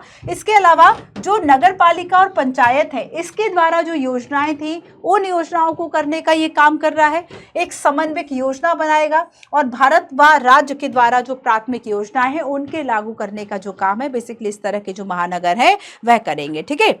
इसके अलावा जो भारत सरकार है, राज्य सरकार की जो इकाइयां हैं, भारत सरकार और राज्य सरकार की इकाइयां, ठीक है, ये महानगरीय क्षेत्र में कितना निवेश किया जाएगा उसकी लिमिटेशन को तय करना, उसकी प्रकृति क्या होगी, है ना, या फिर वहाँ पे अन्य तरीके के जो भी रिसोर्सेज हैं, चाहे वह फिनेंशियली हो, उन सभी को लागू करने का जो काम है वह महानगरीय योजना समिति के द्वारा करा जाएगा। ठीक है, क्लियर है? चलो अब हम चलते हैं शहरी शासनों के प्रकारों की। सब जगह एक जैसी व्यवस्थाएं थोड़ी हैं, कहीं नगर निगम है, नगर निगम जैसे कि हमने देखा कि दिल्ली है, मुंबई है, फिर बड़े शहरों में, है ना, वहाँ पे नगर निगम, हालांकि उन सब के लिए महानगरीय समितियां भी हैं, लेकिन जब हम बड़े शहरों की बात करेंगे तो उसमें बेसिकली नगर निगम की बात आएगी। ठीक है, तो यहाँ पर देखो नगर निगम है, नगर पालिका है, अधिसूचित क्षेत्र समिति है, नगरीय क्षेत्र समिति है, छावनी बोर्ड है, कुछ टाउनशिप्स है, बंदरगाह न्यास है और विशेष उद्देश्य एजेंसी है। ठीक है, तो सबसे पहले हम नगर निगम की बात कर लें कि आखिर जो नगर निगम है वह किस तरीके से काम करेगा और इसमें कितने कितने जो सदस्य हैं वह होंगे। सबसे पहली बात जो हमने इसमें देखी कि बड़े शहरों में होंगे, जैसे कि दिल्ली, जैसे कि कलकत्ता, जैसे कि दिल्ली, जैसे कि कलकत्ता, है ना, छोटे शहरों में नहीं होंगे, ये बड़े शहरों की बात हो रही है, जो मेगा सिटीज है उसमें नगर निगम की जो स्थापना है बेसिकली वह करी जाएगी। ठीक है, इसके अलावा देखो कि राज्य विधानमंडल, जो राज्य है, जैसे कि हम मुंबई के संदर्भ में देखें तो जो महाराष्ट्र है, महाराष्ट्र का कैपिटल है ना, तो यहाँ पर देखो कि जैसे कि बेंगलोर का शहर है, हैदराबाद है, इसके लिए भी नगर निगम जैसे जो संस्थाएं हैं उनकी स्थापना करी जाती है। और राज्य विधानमंडल की जो विधियां हैं, राज्य विधानमंडल साथ ही केंद्र के द्वारा, है ना, जो अधिनियम बनाए गए हैं उसके तहत इनको स्थापित किया जाता है। ठीक है, राज्य विधानमंडल के द्वारा या केंद्र के द्वारा जो अधिनियम है उनके तहत इन चीज़ों को स्थापित किया जाएगा। इसके अलावा देखो कि इसमें 3 प्राधिकरण होंगे, है ना, 3 प्राधिकरण होते हैं नगर निगम में। नगर निगम में 3 प्राधिकरण होंगे और इसमें एक होगी परिषद, एक होगी स्थायी समिति और तीसरा होगा आयुक्त। स्थायी समिति और परिषद, तो ये 1, ये 2, ये 3, है ना। अब देखो बच्चों, जो ये आयुक्त होगा ये बेसिकली IAS ऑफिसर होगा, है ना। तो लास्ट मैंने आपको बताया कि दिल्ली में जो आयुक्त है वह कौन है। ठीक है, तो यहाँ पर देखो कि नगर निगम में जो आयुक्त परिषद हैं और स्थायी समितियां हैं ये निर्णय को लागू करने का काम करेंगी, और जो परिषद है ना, जो नगर परिषद की हम बात करेंगे, ये बेसिकली डिसीजन लेने का काम कर रहा है। लेकिन जो बाकी समितियां बनेंगी और जो आयुक्त हैं वो क्रियान्वयन एजेंसी हैं।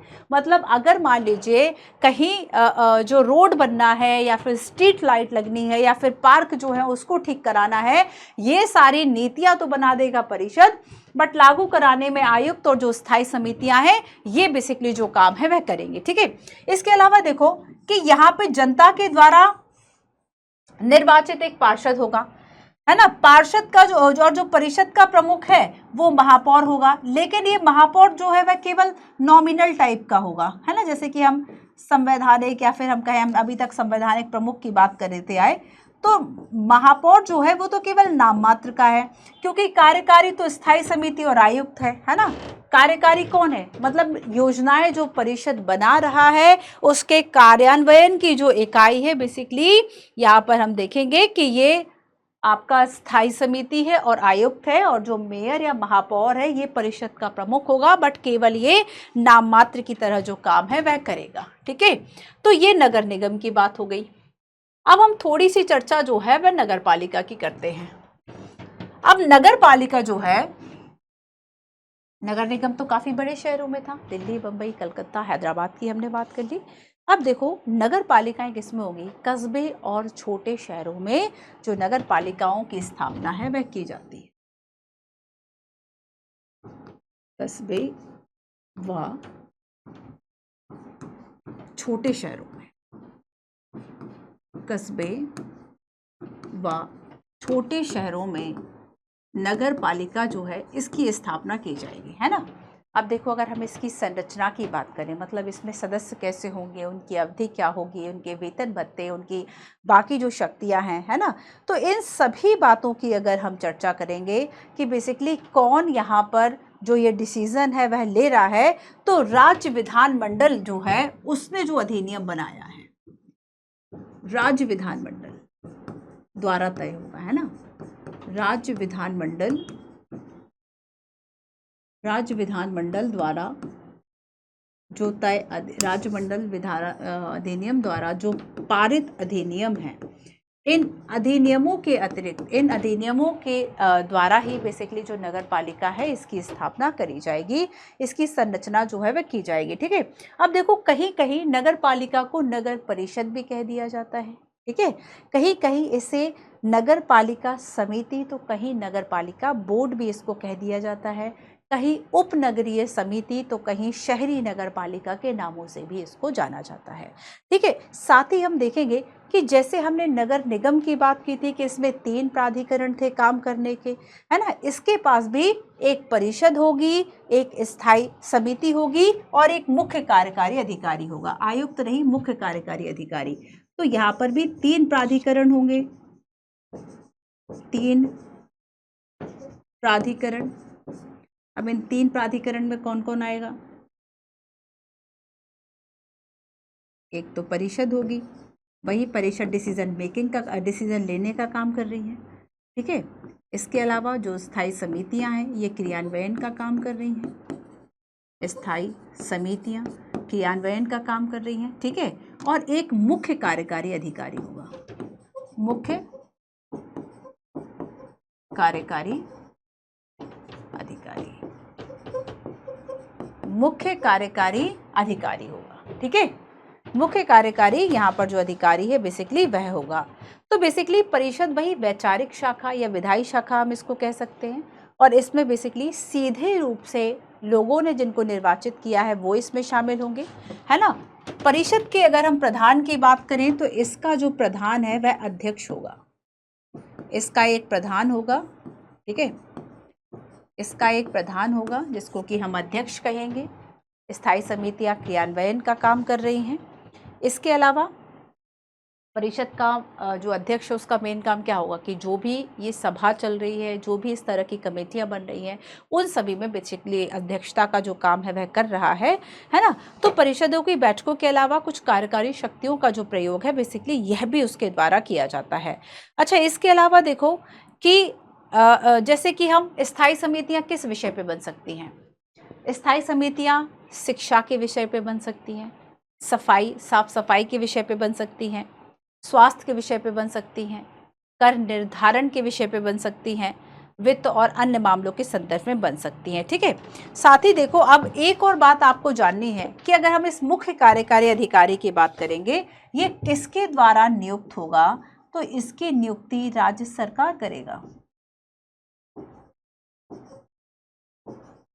नियुक्ति राज्य सरकार द्वारा। ठीक है। राज्य सरकार द्वारा इसकी जो नियुक्ति है बेसिकली वह क्यों की जाएगी? नगर पालिका के दैनिक प्रशासन के लिए जिम्मेदार होगा। नगर पालिका के दैनिक प्रशासन हेतु ये उत्तरदायी होगा। चलिए, अब हम आते हैं नेक्स्ट। कुछ क्षेत्र ऐसे होते हैं जिसे कि हम अधिसूचित क्षेत्र के रूप में जानते हैं। अधिसूचित क्षेत्र समिति। ठीक है। नोटिफाई एरिया, अधिसूचित क्षेत्र समिति।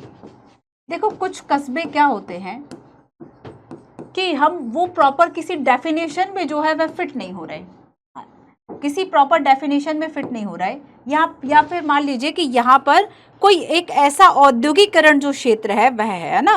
तो ये बेसिकली अधिसूचित क्षेत्र समिति की बात करें तो ये बेसिकली 2 तरह का हो सकता है इसका प्रशासन। पहली बात तो ये है कि औद्योगिकरण के कारण जो विकसित कस्बा है, और इसकी घोषणा कैसे की जाती है कि आप देखेंगे कि सरकार के द्वारा राजपत्र में प्रकाशित कर दिया जाता है। बस इसी तरीके से घोषित कर दिया जाता है कि ये एरिया पर्टिकुलर नोटिफाई है।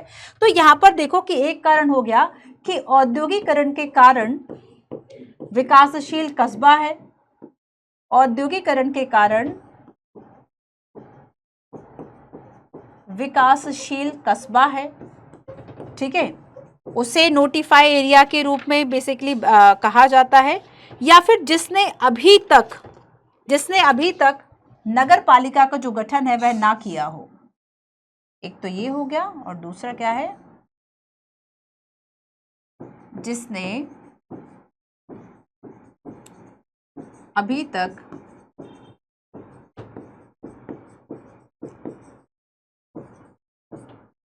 नगर पालिका का गठन नहीं किया। लेकिन राज्य सरकार ऐसा जरूरी समझती है ना, लेकिन यहाँ पर राज्य द्वारा जरूरी समझा जाए कि यहाँ पर ये जो एरिया है इसमें किसी तरह का प्रशासन होना चाहिए, राज्य द्वारा जरूरी समझा जाए, तब यहाँ पर अधिसूचित जो क्षेत्र है बेसिकली, है ना। तो ये देखो, राज्य नगर पालिका के अंतर्गत तो काम नहीं करेगा, तो फिर ये कैसे काम करेगा? तो याद रखना कि बेसिकली इसमें राज्य सरकार के द्वारा मनोनीत अध्यक्ष होंगे और मनोनीत सदस्य होंगे। तो ये बेसिकली ना तो सांविधिक है और ना ही निर्वाचित है ना।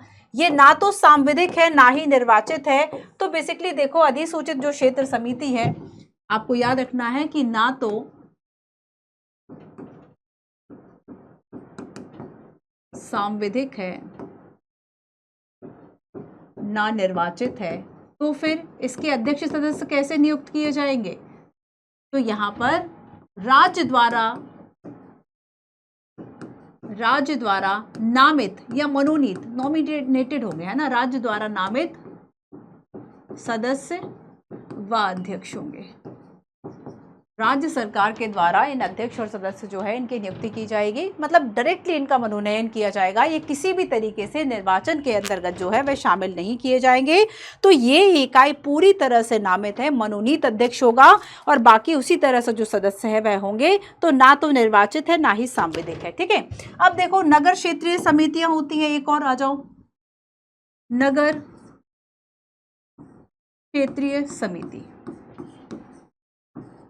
नगर क्षेत्रीय समिति 8 प्रकार के होते हैं ना, उसमें एक प्रकार ये भी है। तो अब नगर क्षेत्रीय समिति जो है, इसमें मेन आपको ये याद रखना है कि इसके द्वारा मनोनीत है, किस अधिनियम के द्वारा ये शासित है, सारी चीजें।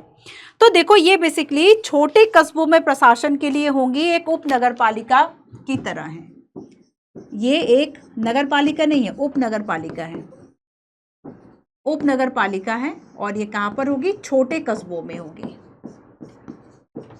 छोटे कस्बे हैं, ठीक है। अब जैसे कस्बा एक हो सकता है बड़ा हो, एक कस्बा हो सकता है छोटा हो, तो वहां पर क्या किया, नगर क्षेत्रीय जो समिति है बेसिकली इसकी स्थापना जो है वह कर दी जाती है, ठीक है।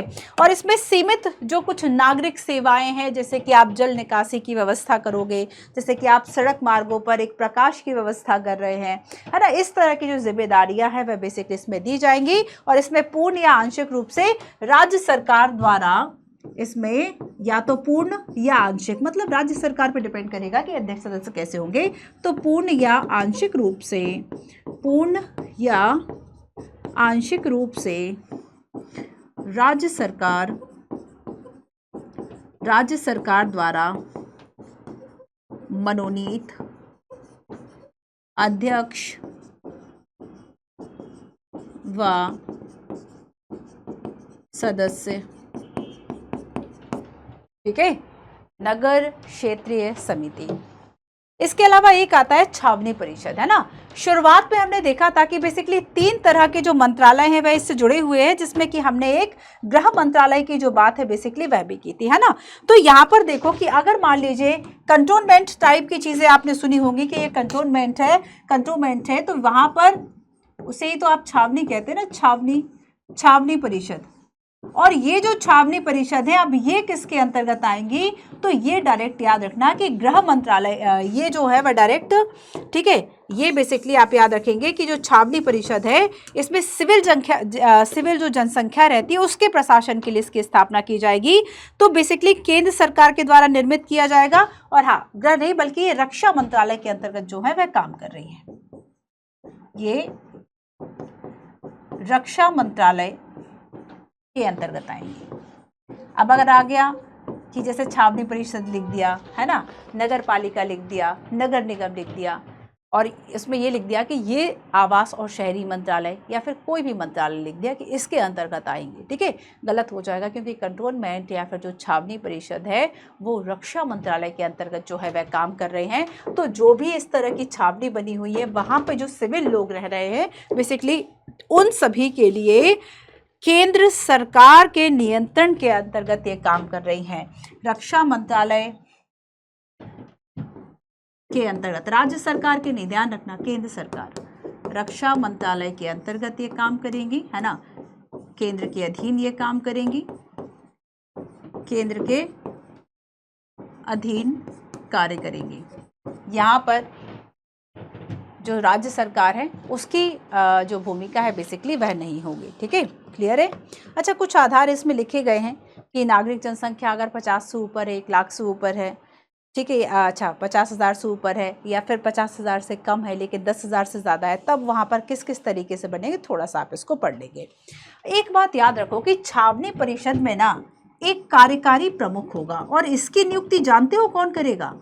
अब आप खुद सोचिए कि केंद्र के अधीन है, थोड़ा सा लॉजिक लगाना इस बात में। आपको एक बात याद है, मान लीजिए कि केंद्र के अधीन है तो सीधा राष्ट्रपति के पास जाओ, तो यहाँ पर जो कार्यकारी प्रमुख होगा, कार्यकारी प्रमुख की जो नियुक्ति होगी ये प्रेसिडेंट करेंगे। कौन करेंगे, राष्ट्रपति करेंगे। कार्यकारी प्रमुख की जो नियुक्ति है ये राष्ट्रपति के द्वारा बेसिकली की जा रही है और आंशिक रूप से निर्वाचित या नामित या मनोनीत सदस्य जो हैं वह इसमें हो सकते हैं, लेकिन इसमें जो भी निर्वाचित सदस्य होंगे वह 3 वर्ष की अवधि तक के लिए बस होंगे, है ना। छावनी या परिषद जो कि रक्षा मंत्रालय, केंद्र सरकार के अंतर्गत जो रक्षा मंत्रालय उसके अधीन काम कर रहा है। ध्यान रखना कि यहाँ पे राज्य सरकार की अधिकारिता नहीं होगी, है ना। 2006 में छावनी अधिनियम के द्वारा कुछ चीज़ें निर्धारित करी गई थी। कार्यकारी प्रमुख होगा जो कि वहाँ के सारे डिसीजन देखेगा, चीज़ों को देखेगा। अब देखो, एक होता है नगरीय क्षेत्र।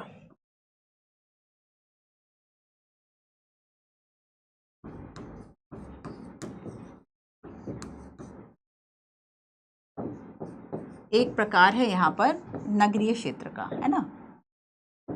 अब इस नगरीय क्षेत्र की हर सबकी अलग अलग कुछ कुछ विशेषताएं, 2-2, 3-3 विशेषताएं ही है, बहुत ज़्यादा नहीं है। अगर हम नगरीय क्षेत्र की बात करें तो मान लो कोई शहरी प्रशासन एक सार्वजनिक उपक्रम के द्वारा, है ना, स्थापित किया गया, सार्वजनिक उपक्रम के द्वारा स्थापित किया गया, या फिर उद्योगों के अंतर्गत आप देखेंगे कि जैसे कि वही है कि टाटा का प्लांट लगा हुआ है ना। तो यहाँ पर क्या है कि उद्योगों के निकट जो टाउनशिप कह देते हैं ना इसको, टाउनशिप, तो उद्योगों के निकट जो आवासीय कॉलोनियां हैं, उद्योगों के निकट जो ऐसी सोसाइटीज रहती हैं जहां पे लोग रह रहे हैं, आवासीय कॉलोनियां हैं, ठीक है, इनके लिए बेसिकली टाउनशिप या नगरीय क्षेत्र जो योजना है ये काम आएगी। और देखो कि ये शहरी प्रशासन या नगरीय रूप में ये किसी भी तरीके से निर्वाचित सदस्य इसमें नहीं होंगे, ये केवल एक नौकरशाही संरचना का विस्तार है। मतलब जो भी आसपास के वहाँ पे ब्यूरोक्रेट्स हैं, स्टार्टिंग में भी मैंने आपको बताया ब्यूरोक्रेसी के ही विस्तार के रूप में आएगा, तो नौकरशाही की संरचना का विस्तार है। यहाँ पे किसी तरह का बाकी जो हम पढ़ रहे थे वो सब कुछ लागू नहीं होगा। नौकरशाही की संरचना का जो ये नगरीय क्षेत्र है वह इसका विस्तार होंगे, ठीक है। अब देखो नेक्स्ट यहाँ पर हम देखेंगे, अब हमारे 2 और बचे। एक है आपका न्यास पत्तन, यानी जैसे कि हमने पोर्ट की बात की थी, बंदरगाहों की बात की थी, तो एक है आपका न्यास पत्तन। न्यास पत्तन, ठीक है, जैसे कि जो पोर्ट ट्रस्ट टाइप के होते हैं। तो अब देखो न्यास पत्तन की अगर हम बात करें, जैसे कि मुंबई है, कलकत्ता है, चेन्नई है, ठीक है, तो इसकी स्थापना बंदरगाह क्षेत्र में की जा रही है, बंदरगाह की सुरक्षा व सुविधा हेतु। एक तो इसका कारण है सुरक्षा और दूसरा है सुविधा, ठीक है। तो अब यहाँ पर किस तरह की व्यवस्था चलेगी, तो देखो इसकी स्थापना बेसिकली संसद के द्वारा की जाएगी। इसकी स्थापना किसके द्वारा की जाएगी, संसद के द्वारा इसकी जो स्थापना है वह की जाएगी। निर्वाचित और गैर निर्वाचित दोनों तरह के सदस्य होंगे, निर्वाचित प्लस गैर निर्वाचित, निर्वाचित और गैर निर्वाचित दोनों तरह के यहाँ पे सदस्य होंगे, एक अध्यक्ष भी होगा, ठीक है, क्लियर है। अब एक और ऐसे, ये हमने नगर निगम, नगर पालिका, अधिसूचित क्षेत्र, नगर क्षेत्र, छावनी, नगरीय क्षेत्र और न्यास पत्तन की बात कर ली। अच्छा, विशेष उद्देश्य एजेंसी की हम बात करते हैं तो बेसिकली राज्यों के किसी विशेष कार्य के लिए, राज्यों के किसी विशेष कार्य के लिए ये विशेष उद्देश्य जो एजेंसी है वह बनाई जाती है। जैसे कि मान लीजिए शहरी सुधार हेतु कोई एजेंसी बना ली, जैसे कि शहरी सुधार हेतु, है ना, शहर में किसी तरह का इंफ्रा या बाकी तरह के अगर सुधार होने हैं उस तरह के लिए हमने कोई नीति बना ली, या फिर हमने आवासीय बोर्ड बना लिया, फिर प्रदूषण नियंत्रण बोर्ड बना लिया, वो सब विशेष उद्देश्य एजेंसी के अंतर्गत जो है वो बेसिकली आ रहे हैं, ठीक है। तो बेसिकली हम कहेंगे कि ये कार्यक्रम पर आधारित होते हैं। विशेष उद्देश्य एजेंसी ये क्षेत्र नहीं बल्कि कार्यक्रम पर आधारित होंगे, ये क्षेत्र नहीं बल्कि कार्यक्रम पर आधारित होंगे, ये क्षेत्र नहीं बल्कि कार्यक्रम पर आधारित होते हैं। जैसे कि पर्यावरण प्रदूषण को लेकर, है ना, प्रदूषण कंट्रोल बोर्ड है, या फिर विद्युत आपूर्ति बोर्ड है, या फिर शहरी यातायात बोर्ड है, ठीक है, ये सारी चीजें हो गई। चलिए एक क्वेश्चन और देखते हैं, क्लास को खत्म करते हैं। भारत में स्थानीय संस्थाओं की शक्ति का निर्वाह कार्य कार्यकर्ता निधि प्रारंभिक समकालीन चरण में स्थानांतरित हो गया। कार्य क्षमता के संदर्भ में महत्वपूर्ण चुनौतियां और जो उस पर प्रकाश डालिए। लास्ट भी हमारी चर्चा हुई थी कि स्थानीय स्वशासन के लिए क्या क्या चैलेंजेस हैं, उसको लेकर लगभग आप 15, 17, है ना, 19, 20, 22 लगभग हमने देखा। एक तो आपका फ्रिक्वेंटली पूछा, बाकी एक एक साल छोड़ के इस तरह के क्वेश्चंस आते हैं, क्योंकि आपका लोकल गवर्नमेंट प्रीलिम्स और मेंस में सीधे तौर पर लिखा गया है। सीधे तौर पर लिखा गया तो सीधे तौर पर क्वेश्चंस भी आते हैं, तो चाहे प्रीलिम्स की बात कर ले चाहे मेंस की बात कर ले, है ना, डायरेक्ट रूप से बहुत सारे क्वेश्चंस जो है रेफरेंसेस में आते हैं। तो आपका काम है कि आपको ठीक तरीके से इस तरह की क्वेश्चन की फॉर्मेटिंग करनी है। कल मैंने कुछ फॉर्मेटिंग कराई और इसके स्टार्टिंग में भी एक फॉर्मेटिंग मैंने आपको कराई, आंसर फॉर्मेटिंग, ठीक है, उसको देख लेंगे। बाकी आप लास्ट में जो मैंने आपको सारे आर्टिकल्स बताएं कि 243P से लेके ZZ तक के जो आर्टिकल हैं, और 243ZZ क्या कहता है कि न्यायालय का जो हस्तक्षेप है बेसिकली उसको रोका जाएगा। तो ये सारी चीज़ें इसमें शामिल होंगी। क्लियर? चलिए तो आओ जल्दी से एक बार देख लेते हैं कि आज के इस सेशन में हमने क्या क्या पढ़ा, ठीक है। तो नगर पालिका चैप्टर नंबर 40, और इसमें हमने नगर पालिका नगर निगम का विकास, ठीक है, आर्टिकल्स 74 संविधान संशोधन विधि की विशेषताएं, शहरी शासन के प्रकार, इसमें हमने 8 प्रकारों की बात की, ठीक है, 8 प्रकारों की हमने यहाँ पर जो बात है वह बेसिकली की है। सो बाकी सबसे पहले शुरू हमने आंसर फॉर्मेटिंग से किया कि किसके मतलब संवैधानिक दर्जा कैसे दिया, कैसे आप परिभाषा देंगे, 12वीं सूची की बात करेंगे, फिर आप बताएंगे कि क्या क्या इसके लिए चैलेंजेस हैं। फिर उसके बाद हमने गांधी जी के कोट को पढ़ा, स्थानीय सरकार की विशेषता, लोकतांत्रिक विकेंद्रीकरण क्या है, इसके विकास को हमने जाना, नगरीय निकायों का विकास की शुरुआत मद्रास चेन्नई से होती है, फिर 1726 में Bombay Calcutta, Lord Mayo, Lord Ripon, 1919 और 1935 का अधिनियम। संवैधानिक बाध्यता किन के लिए है किन के लिए नहीं, मुख्य विशेषताओं की हमने बात की, ठीक है। फिर हमने जाना कि प्रमुख विशेषताओं में पदोकारक्षण, कार्यकाल, अधिनियम, निहरता, स्टेट इलेक्शन, फाइनेंस कमीशन, महानगरीय योजना समिति की हमने बात की। कुछ क्वेश्चंस को हमने देखा, है ना, यूपीएससी के प्रीवियस ईयर क्वेश्चंस को देखा, आपको आर्टिकल भी बच्चों याद कर लेना है। 12वीं अनुसूची की हमने बात की, शहरी शासनों के प्रकारों की हमने बात की, ये ज़रूर आप देख लेना, इंपॉर्टेंट है ना, कहाँ नगर निगम है, कहाँ पे पालिका है, कहाँ पे अधिसूचित क्षेत्र है, कहाँ पे टाउनशिप है, ठीक है। और इस क्वेश्चन को लिखने की जो कोशिश है वह ज़रूर कीजिएगा। चलिए सो मिलते हैं हम अपनी नेक्स्ट क्लास में। Thank you so much.